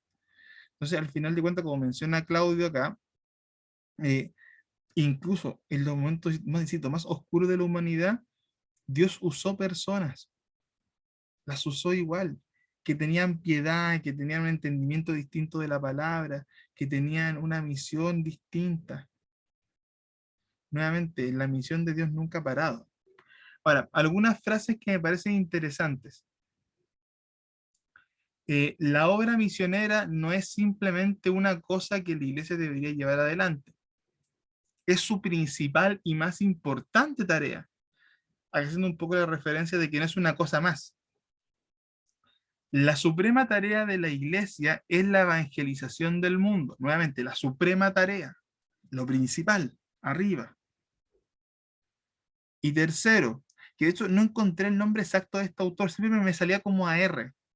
Así que tengo que buscar exactamente quién era este. Si alguien se lo sabe, se lo agradecería, porque lo encontré dentro de una serie de textos, pero no recuerdo quién era. Y no he podido encontrar de dónde lo saqué. Así que les pido a alguien se lo sabe, maravilloso para mí. La primera tarea que Jesús hizo después de resucitar, el único tema que ocupó su mente durante los 40 días que pasó con sus discípulos y la última cosa que mencionó antes de ascender al cielo fue enseñar, exhortar y mandar el cumplimiento del plan divino de salvación. O sea, incluso Cristo en el último tiempo que tuvo en la tierra físicamente, su preocupación fue seguir lo que él mismo enseñó en la Gran Comisión. Llevarnos y enseñarnos y exhortarnos respecto al plan de salvación, que no se nos olvidase ese como el foco, que es lo que le llama acá arriba, el foco principal, la tarea central de la iglesia. El mundo que conocemos hoy en día es amplio, aunque tengamos tal vez fronteras delimitadas, perdón, es un mundo amplio. O sea, ni siquiera conocemos todos los rincones de Chile. Bendito Pancho Saavedra, hay lugares que hablan, porque hay lugares que nunca habíamos visto en nuestra vida, que no teníamos idea que existían, y eso que estamos acá en nuestro país recién. Pero sin embargo, imagínense eso en todo el mundo. En el mundo hay rincones que no somos capaces de entender. Lugares que tienen características que son de cuentos de fantasía. La otra vez veía, yo creo que la usé ver un PowerPoint para introducir un tema, las montañas de los 5 colores que están en una parte de China. 5 colores, una cuestión que es impresionante, con una mezcla mineral, que son montañas de colores, y digo, oh, que, wow. Unos paisajes, también en una parte de Asia que parecen casi como de la película de James Cameron, Avatar, una cosa que son casi de fantasía. Pueblos con tradiciones que no entenderíamos en nuestra vida, que son muchas antiquísimas, o sea, de siglos y siglos. Incluso de los lugares que conocemos nosotros, muchos están ligados a tradiciones que también tardaríamos vidas en entenderlas todas. Pero sin importar de qué continente o qué país sean, al final de cuentas, es un mundo que sí sigue necesitando a Dios, y eso no ha cambiado. La necesidad del ser humano sigue siendo la misma, aunque hayan pasado miles de años. La necesidad del corazón del hombre no ha cambiado. Las luchas del ser humano, la búsqueda de Dios. Una vez discutía con un alumno y él me decía, ¿por qué tendría que creer el cristianismo si básicamente todos los pueblos tenían dioses, los pueblos antiguos? Yo le decía, más válido todavía. ¿Por qué? Porque el ser humano, sin importar el continente donde estuvo, o sea, la religión cristiana hebrea nace en Asia, o sea, en la parte de África, Asia. Los africanos tenían su visión distinta, los asiáticos también, los nórdicos construyeron otra, los indoeuropeos construyeron otra, los americanos, norteamericanos construyeron otra, los acá en Sudamérica, incas, aztecas, olmecas, mapuches, todos construyeron definiciones distintas. Pero todos tienen en común, les decía. Todos estaban buscando a Dios. ¿O me vas a decir que es coincidencia que en el ADN de la humanidad todos buscasen una respuesta de quién es Dios? Porque todos lo buscaban. Incluso la América que estaba cortado, que no está, que no existe. Porque uno podía entrar y argumentar que estos se conocieron, se encontraron todos. Pero todos intentaron buscar a Dios. De una u otra manera. Ya sea por la influencia de la época de la Pangea, ya sea por una herencia histórica, o ya sea simplemente porque en el ADN del ser humano, aunque sea imperfecto, hay un anhelo de intentar buscar al Señor. Nuevamente, de diferentes maneras, equivocadas, obviamente. Pero están intentando buscar.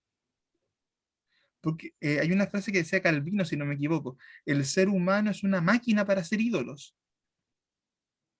Hacemos ídolos porque de una u otra forma estamos buscando a quién adorar.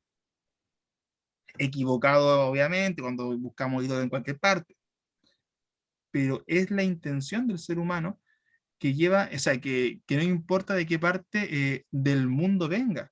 Lisette agrega acá en el chat, fuimos creados para adorar a nuestro creador, toda la razón, toda la razón. Y eso yo creo que es justamente lo que nos empuja, cuando no conocemos a Dios, a intentar describir de alguna forma esto, entenderlo. Y por eso es lo importante de enseñar la palabra.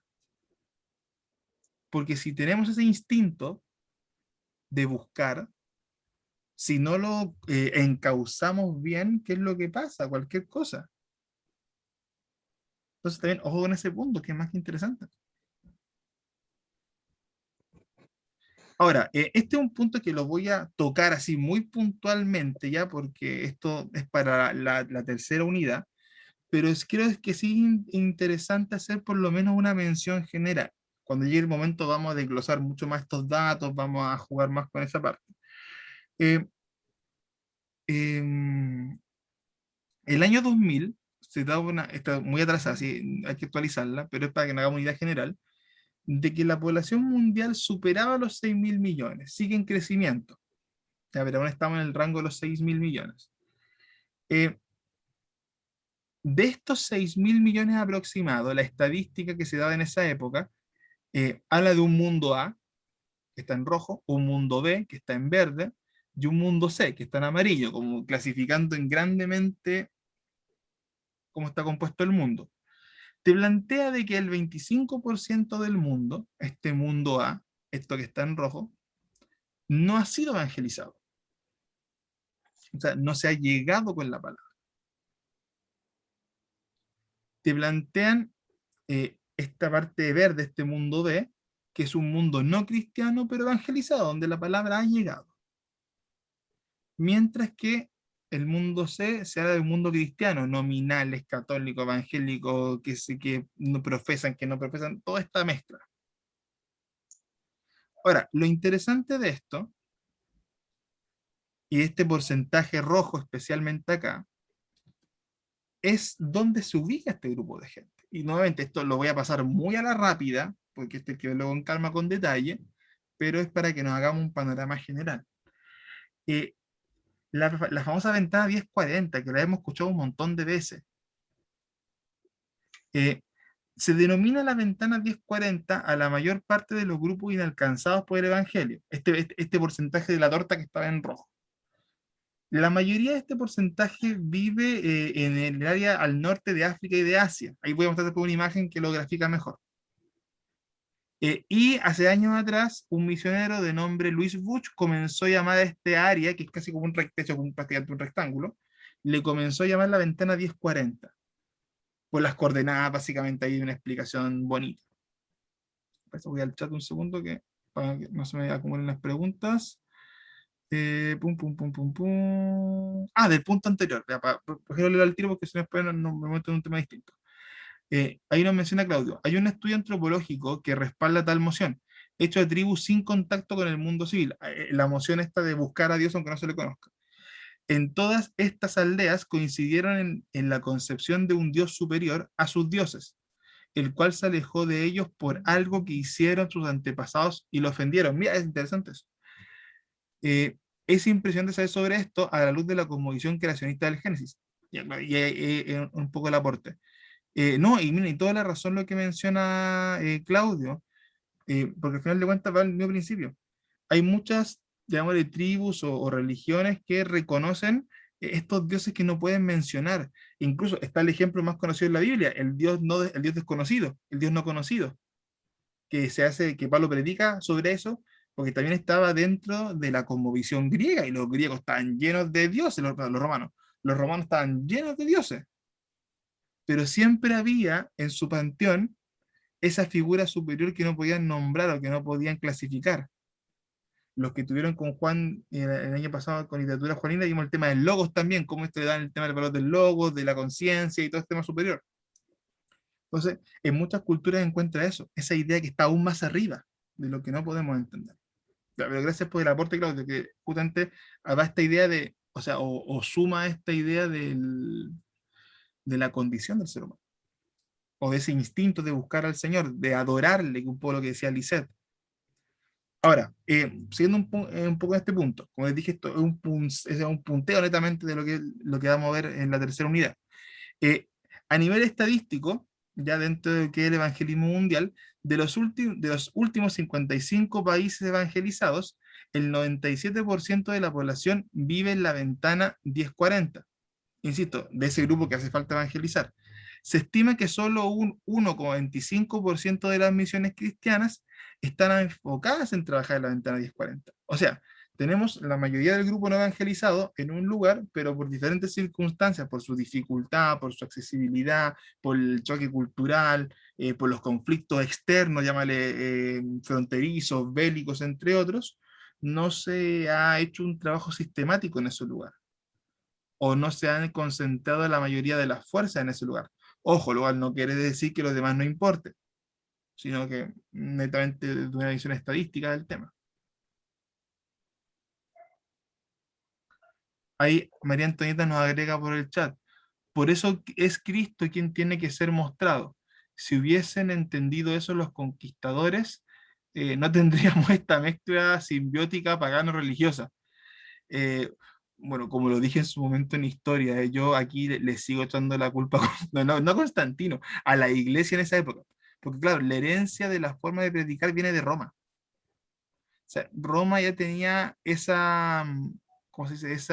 Ese método de hacer chorizos. Roma hacía chorizos. La Navidad es un chorizo.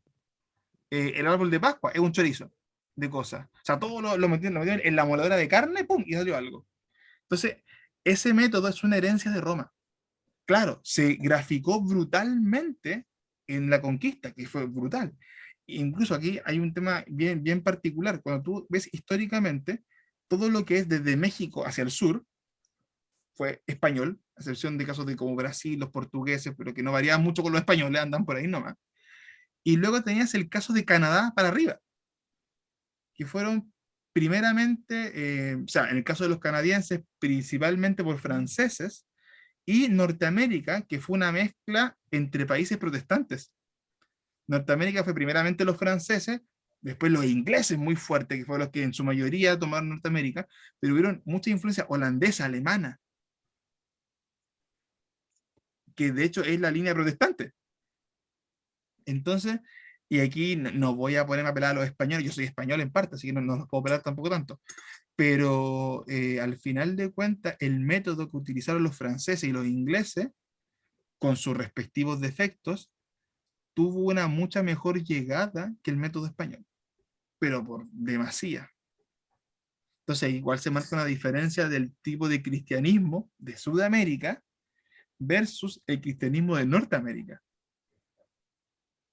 Y eso igual tiene que ver mucho con los orígenes de cómo se llegó a esta región y cómo se abordó el proceso de conquista o de colonización, como usted le quiere llamar. Sí, los puritanos estaban metidos también ahí, entre muchos, pero hay una mezcla, no solamente puritanos. Como te digo, hay metodistas, hay puritanos, están los mismos alemanes con ciertas bases, no racionalistas, ese fue el nombre de esto. Ah, ya, ahí me acuerdo. Pero no, esa mezcla, especialmente de ingleses, donde sí están metidos los puritanos, que hizo una diferencia en Norteamérica. y eso tiene que ver mucho con los orígenes de la colonización. Entonces ahí volvemos al punto que decía María Antonieta. El método que se utilizó en la conquista, método español, herencia de la Iglesia Católica, que es herencia de Roma, genera estas mezcolanzas pagano-cristianas que a mi gusto sí son bastante complicadas y media desastrosas. Ahora, siguiendo un poco con los datos que veíamos de la ventana 1040. Bueno, estadísticas de la ventana 1040 en general. 2/3 de la población, sobre 3.000 millones de personas, viven de una u otra forma en la ventana 1040. O sea, no es un sector pequeño de tierra. Y el 95% de las personas que viven en esta ventana 1040 no han oído el Evangelio. O sea, un porcentaje súper alto de este grupo de los 3.000 billones. Y este es el famoso grupito, ya está este rectángulo que se fue el nombre, que Louis Buch, ahí está, que Louis Buch clasificó. Ahora, esto, como les dije, lo vamos a ver en su momento con detalle. ¿Por qué? Porque aquí vamos a trabajar, aunque sea unas pinceladas cuando hablemos del mundo moderno, sobre estas tres religiones. Esto no es un curso de religiones mundiales, pero creo que sí es importante a lo menos hacer una pasadita respecto a estos tres grupos que son los que están acá, hindú, musulmán, budista, porque nos va a ayudar a entender el contexto mundial, ¿ya? Especialmente en este foco. Si se dan cuenta, la mayor concentración musulmana se encuentra en África y en parte de Asia. Tienes un grupo muy potente que es el hinduista, que es de verdad es un grupo que, aunque no es tan numeroso, por lo menos en la parte visible, es creo que la cuarta religión más grande del mundo. O sea, tampoco es un grupo menos, creo que es la cuarta, si no me equivoco. Si alguien me corrige, creo, por lo que me acuerdo es la cuarta. Y por último, los budistas, que aunque también son menos en cantidad, son probablemente los que tienen las tradiciones más antiguas. Y son grupos tan arraigados al sincretismo, que hacer un trabajo evangelístico ahí es súper complejo. Porque el budismo, tal vez a diferencia de los musulmanes, bueno, no, ni tanto, no son muy diferentes en eso, tienen muy arraigado la fe con su estilo de vida, está ligado a todo. Tú vas, por ejemplo, a Japón y, aunque sean ciudades muy modernas, todas tienen rincones budistas, o pequeños parques, o pequeños apartados, está dentro de su vida cotidiana. Por lo cual, hacer evangelismos en ese tipo de lugares es muy complejo, porque no es lo mismo que una sociedad occidentalizada donde la iglesia se ha oído, donde es una parte de la comunidad. Aquí no es una parte de la comunidad, en su gran mayoría. Son comunidades muy pequeñas de cristianos donde les permiten tener comunidades, porque en otras partes no, estáis muertos, no hay comunidad. Entonces, bueno, como dije, nos meteremos de lleno en la ventana 1040 cuando lleguemos a la tercera unidad, pero sí es importante para ver el panorama general, por lo menos hacer una mención de esto, porque nuevamente nos pone en perspectiva de lo que implica la misión cristiana hoy en día. Ahora, vamos a hacer un poco, después de esta pasadita rápida que hemos hecho, cuáles son las causas, cuál es el porqué,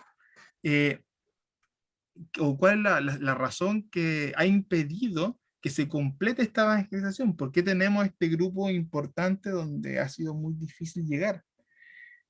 ¿Podríamos decir que se conocen las razones por las cuales este plan divino, este plan de redención aún no se puede concluir? ¿Es posible, como dice la tercera pregunta, descubrir y conocer esas razones a fin de corregir nuestro proceder?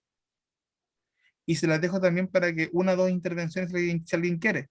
¿Conocemos las razones de por qué esto todavía va como así?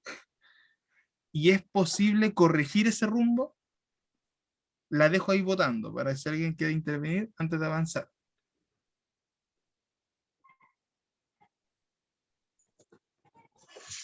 Miren, le voy a pedir a la pastora Jessica, porque ya que usted me comentó que trabajaba en misiones, si nos puede dar su apreciación.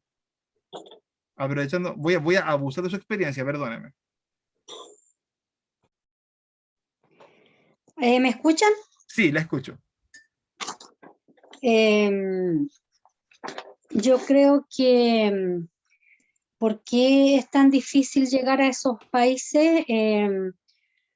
Una de las cosas que yo he visto es que nosotros como latinos somos muy llanos a evangelizar y salir de nuestros países a evangelizar, pero yo creo que lo que nos cuesta es mucho el idioma y conocer bien las raíces de cada cultura, eh, para no, por lo menos para mí, me gustaría ir mucho a estos países, pero lo que me cuesta, yo creo que me costaría mucho es el idioma y la cultura.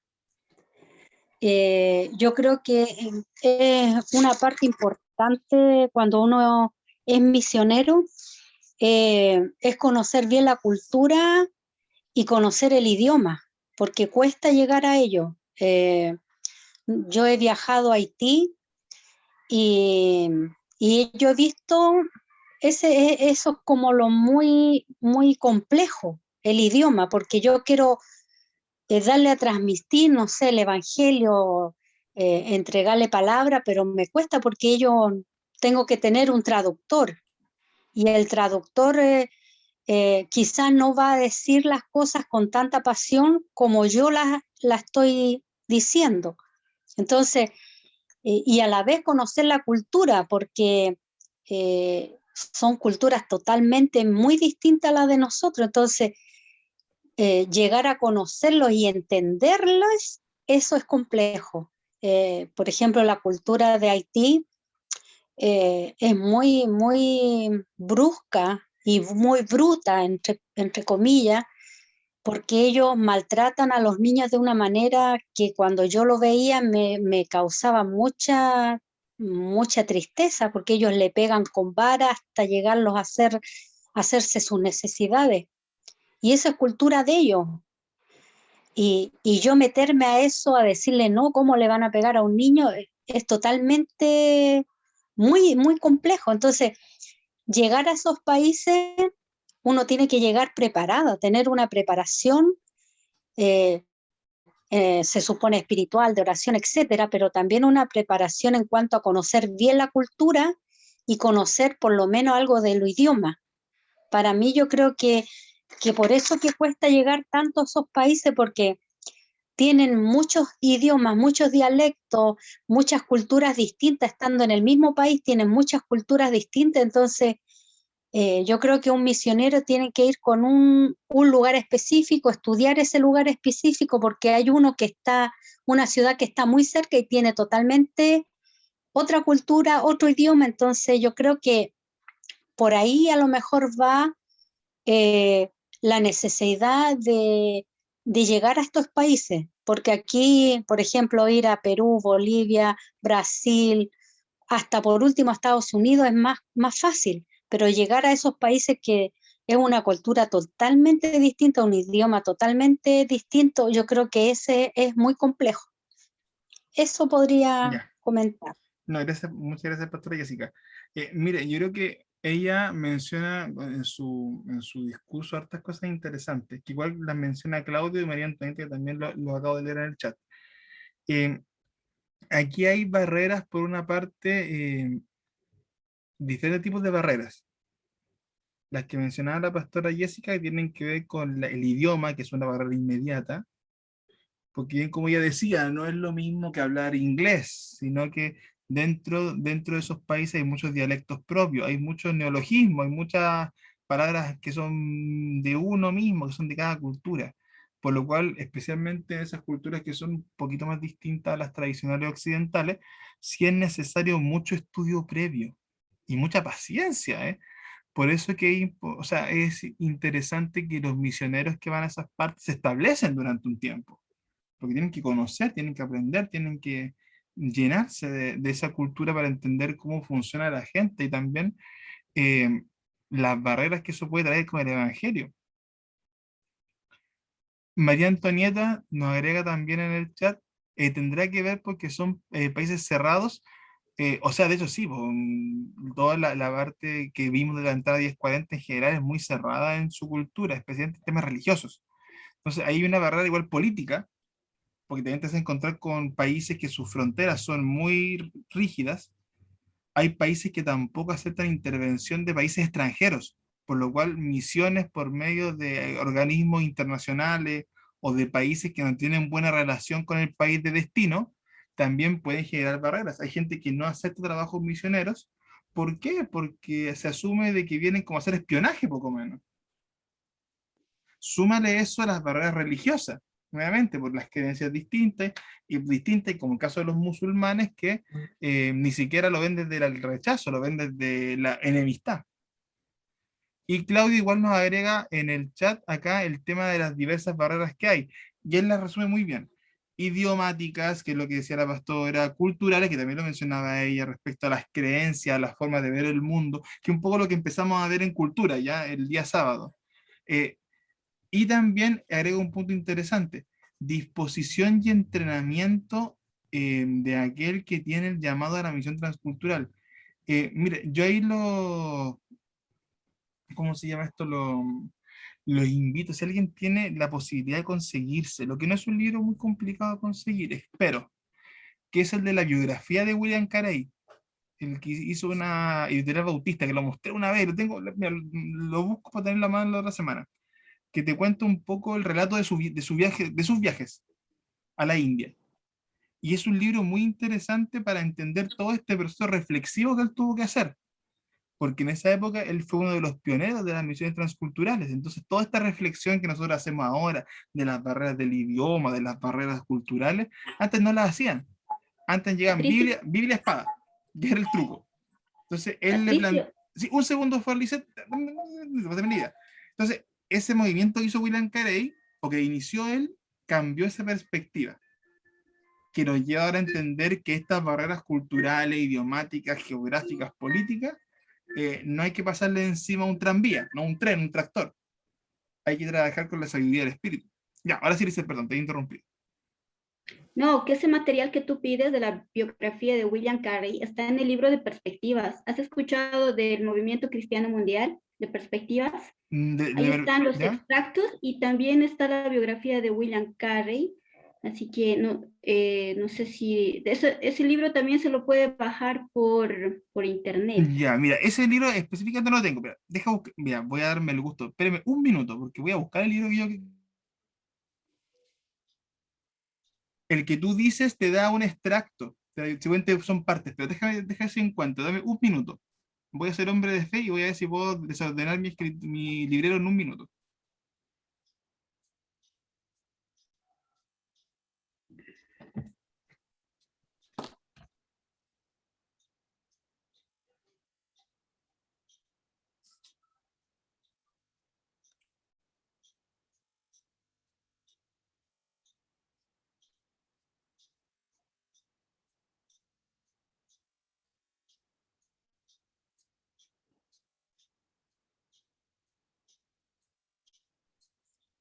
Ya, me fue medianamente bien.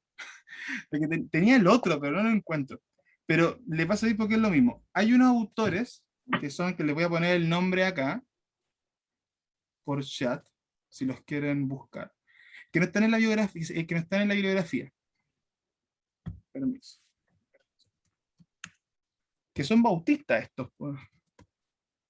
Yo. Pablo, sí, porfa, mientras tanto, mientras escribo acá, coméntalo. Que no sé qué ibas a comentar.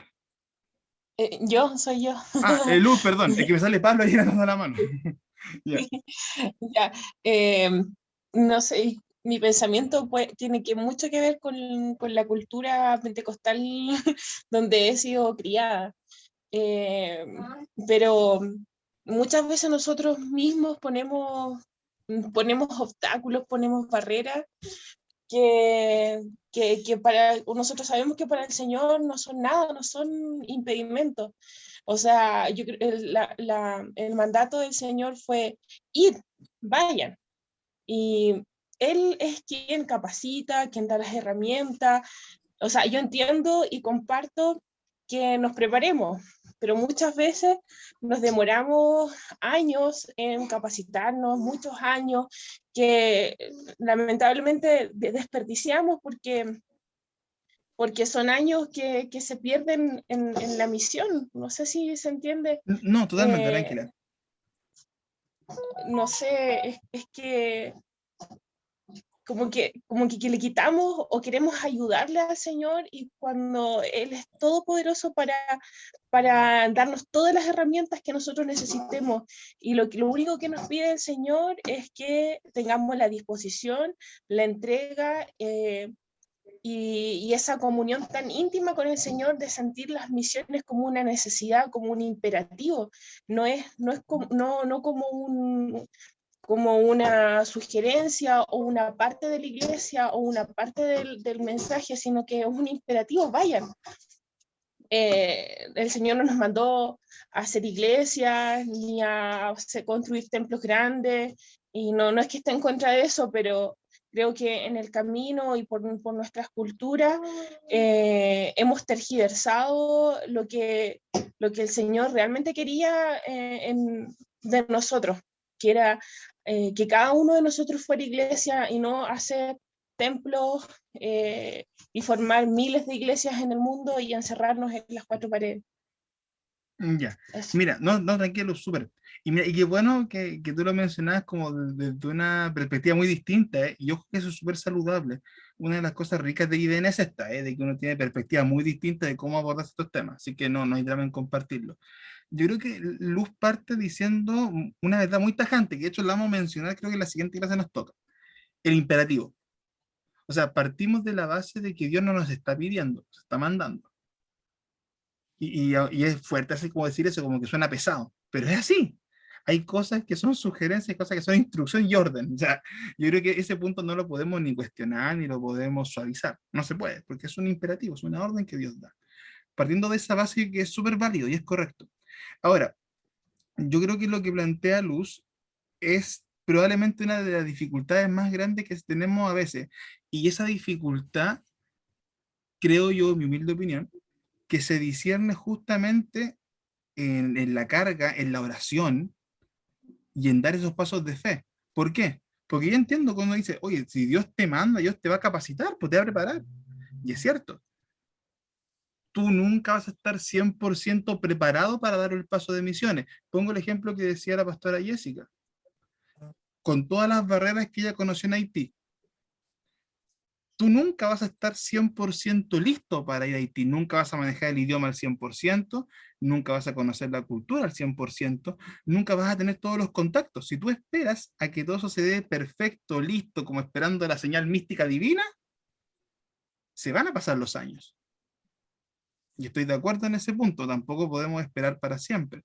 Y hay muchas cosas que en el camino uno va a ir conociendo, resolviendo, y más que uno, va a ser Dios quien va a abrir las puertas. Pero si hay un punto, creo yo, Luz, que no sé si tal vez lo entendemos de la misma forma o de una perspectiva distinta, sí creo en la preparación previa, eso sí. O sea, que uno no puede ir así nomás de bruces a lo que venga, sino que hay cosas mínimas que son, digamos, básicas para llegar a un lugar.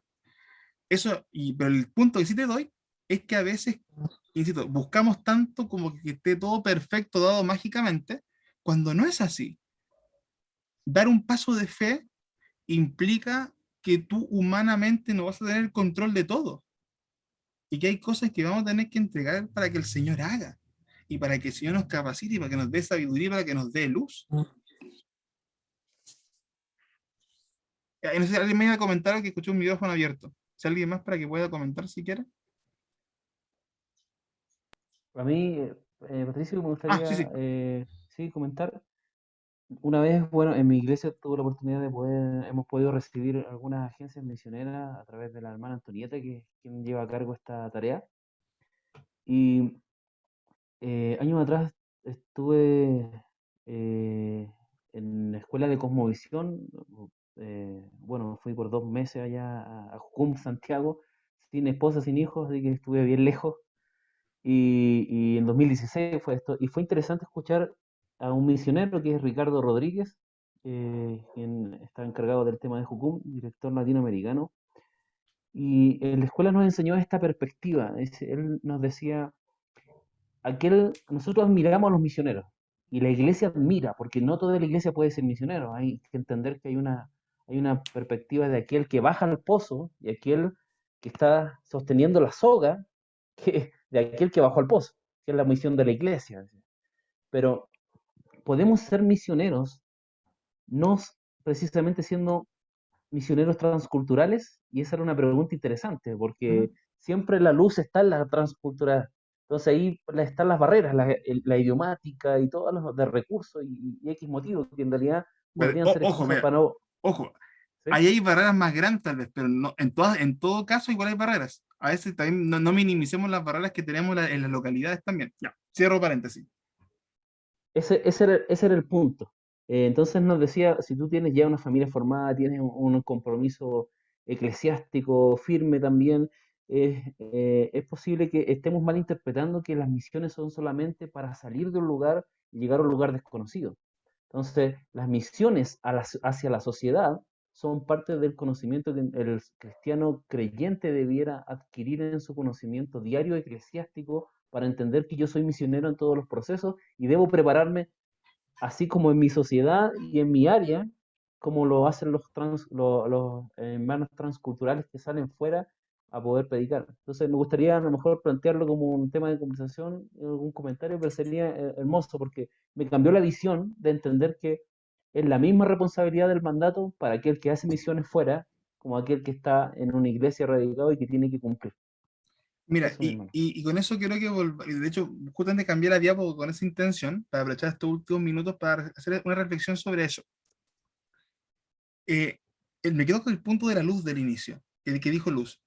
Primero que todo, hay que recordar que esto es una orden del Señor. Es lo primero. Ahora, es cierto, no todo el mundo va a ir a la ventana 1040, ya sea por diferentes factores, razones, como usted le quiera llamar. Pero a todos se nos da la misión de la gran comisión. Todos tenemos que ir, ya sea a la vuelta de la esquina, como al otro extremo del mundo. Todos tenemos que ir. Y yo admiro a personas que, por ejemplo, ahora en cuarentena armaron escuelas dominicales en su barrio, en su población, no sé cómo lo armaron. Y esa gente hace misiones. Yo admiro a la gente que por medio de internet llega por medio de la palabra a otro tipo de público y personas, que también es una forma de hacer predicación. Esta persona que yo les decía del canal de YouTube, el de Rincón Apologético, no hace mucho, hace unas 2 o 3 semanas, hizo una cuestión que fue un crossover muy divertido, a mi gusto, que lo hizo con una influencer de una línea muy atea, que por comentarios cruzados que hicieron de un video para otro, armaron un debate. Y fue muy simpático que yo vi parte de ese debate en vivo, y había gente de los dos públicos, del público de ella, del público de él. Y claro, en un momento hubo discusión, hubo pelea interna en ese sentido, pero aún así, hoy habían miles de personas escuchando, miles de personas que no tenían, o sea, no tenían pensado que una tarde donde iban a estar viendo un programa de su youtuber favorita y estar hablando de Dios, po. Fue una cuestión como esos crossover extraños del mundo. Entonces también es ser misión. Entonces, y aquí vuelvo al punto y me quedo con lo que está en el Power para conectar esa idea. Cuando hablamos de las razones del por qué esto pasa, es cierto, podemos hablar de barreras culturales, de barreras geográficas, idiomáticas, que son factores que sí son importantes. Pero el principal factor, creo yo, y por eso lo conectaba con lo que decía Luz hace un rato, es que la misión de discipular a las naciones en muchas iglesias, y no voy a generalizar porque siempre hay excepciones, pero se ha convertido, o sea, degradado, mejor dicho, se ha bajado su importancia. Y es un poco la reflexión que hacían hace un rato, no es malo tener una iglesia, no es malo tener una iglesia. No es malo preocuparse que haya un templo en condiciones óptimas, no es malo preocuparse de eso. No es malo preocuparse de diferentes programas, la confraternidad tanto, el retiro tanto, el encuentro tanto. No es malo. Pero volvemos al punto. ¿Cuál es la misión principal de la iglesia? Que lo hablábamos en un comienzo. Entonces, cuando una iglesia X, de X denominación, de X postura, de X credo, degrada la misión evangelística de predicación, ojo que tenemos un problema serio. Y aquí, que me perdone Diosito, que me perdone el Señor, hasta los mormones creo que no están empezando a ganar. porque de verdad que uno podrá tener todos los agujeros su teología que uno quiera. Forados tienen. Pero tienen celo misionero, po, y harto. Entonces, antes de hablar de las barreras idiomáticas, culturales, políticas, que son factores, insisto, son factores, no se pueden dejar de lado, el principal punto, y por eso estaba puesto acá arriba, es que se ha degradado directa o indirectamente, porque esto, insisto, esto no es como con intención, no es como que vengan unos pastores y digan, no, nunca más vamos a predicar, se veta la predicación. No, eso no pasa, espero, no pasa. Pero sí, y esta es la contraparte del activismo. El activismo en extremo o mal orientado, y en mi opinión personal, nos lleva a ocupar tanto nuestro tiempo en tantas cosas que no nos preocupamos al final de cuentas por la tarea principal, que es predicar. Entonces, cuando esto ocurre en una iglesia, que se degrada la misión, el discipulado, el líder, todo esto que hablamos de la Gran Comisión, las prioridades se desordenan. Cuando en una reunión, no sé, de administrativa en la iglesia nos demoramos más tiempo en elegir de qué color pintamos de qué color pintamos la iglesia, antes de hablar del programa de evangelístico, me preocupa. Entonces, yo creo que este es un foco central. Razones, quitando lo otro que sí es válido, es que poquito a poco le hemos ido quitando importancia a eso. Claro, admiramos a los misioneros, nos sacamos el sombrero con los misioneros, oramos por ellos, pero un poco lo que tú decías, esta perspectiva de que se nos olvida que en todas partes hacemos misiones. Y a veces como que proyectamos un poquito la responsabilidad de los otros. Esta pregunta la saqué de un libro, la encontré muy interesante, la que está en el punto 2. Se ha reducido de un propósito a un programa muchas veces. Y miren el interesante, de un propósito a un programa, aparte de algo más. Y bueno, lo otro tiene que ver más que nada como una reflexión que hace el autor de uno de los textos que les voy a mandar. En muchas iglesias las misiones actualmente han llegado a incluir muchos otros buenos ministerios que, uno, o son primordialmente sociales y económicos, y dos, sirven principalmente para nuestra propia comunidad o cultura. Lo que hablábamos hace un rato, ¿es bueno que haya un trabajo humanitario? Es bueno, es un gesto de amor. Pero cuando mezclamos todo y le cambiamos las prioridades, nuevamente pasa lo que pasa arriba, nos preocupamos más del trabajo social que de la predicación. Y nuevamente, no es que lo otro sea malo, para nada. Pero vemos el punto de cómo ordenamos nuestras prioridades como iglesia. Entonces, esos desafíos que tenemos, al final nos lleva, sí o sí, a tener estos vacíos que hablábamos hace un rato. Y este va a ser muchos de los puntos que vamos a reflexionar en el curso. Y que bueno, insisto, que hayan diferentes edades, diferentes experticias, diferentes experiencias, porque la idea es retroalimentar esto. Y que podamos, ojalá en este semestre, tener un periodo de bendición y de reflexión respecto a este propósito de la iglesia.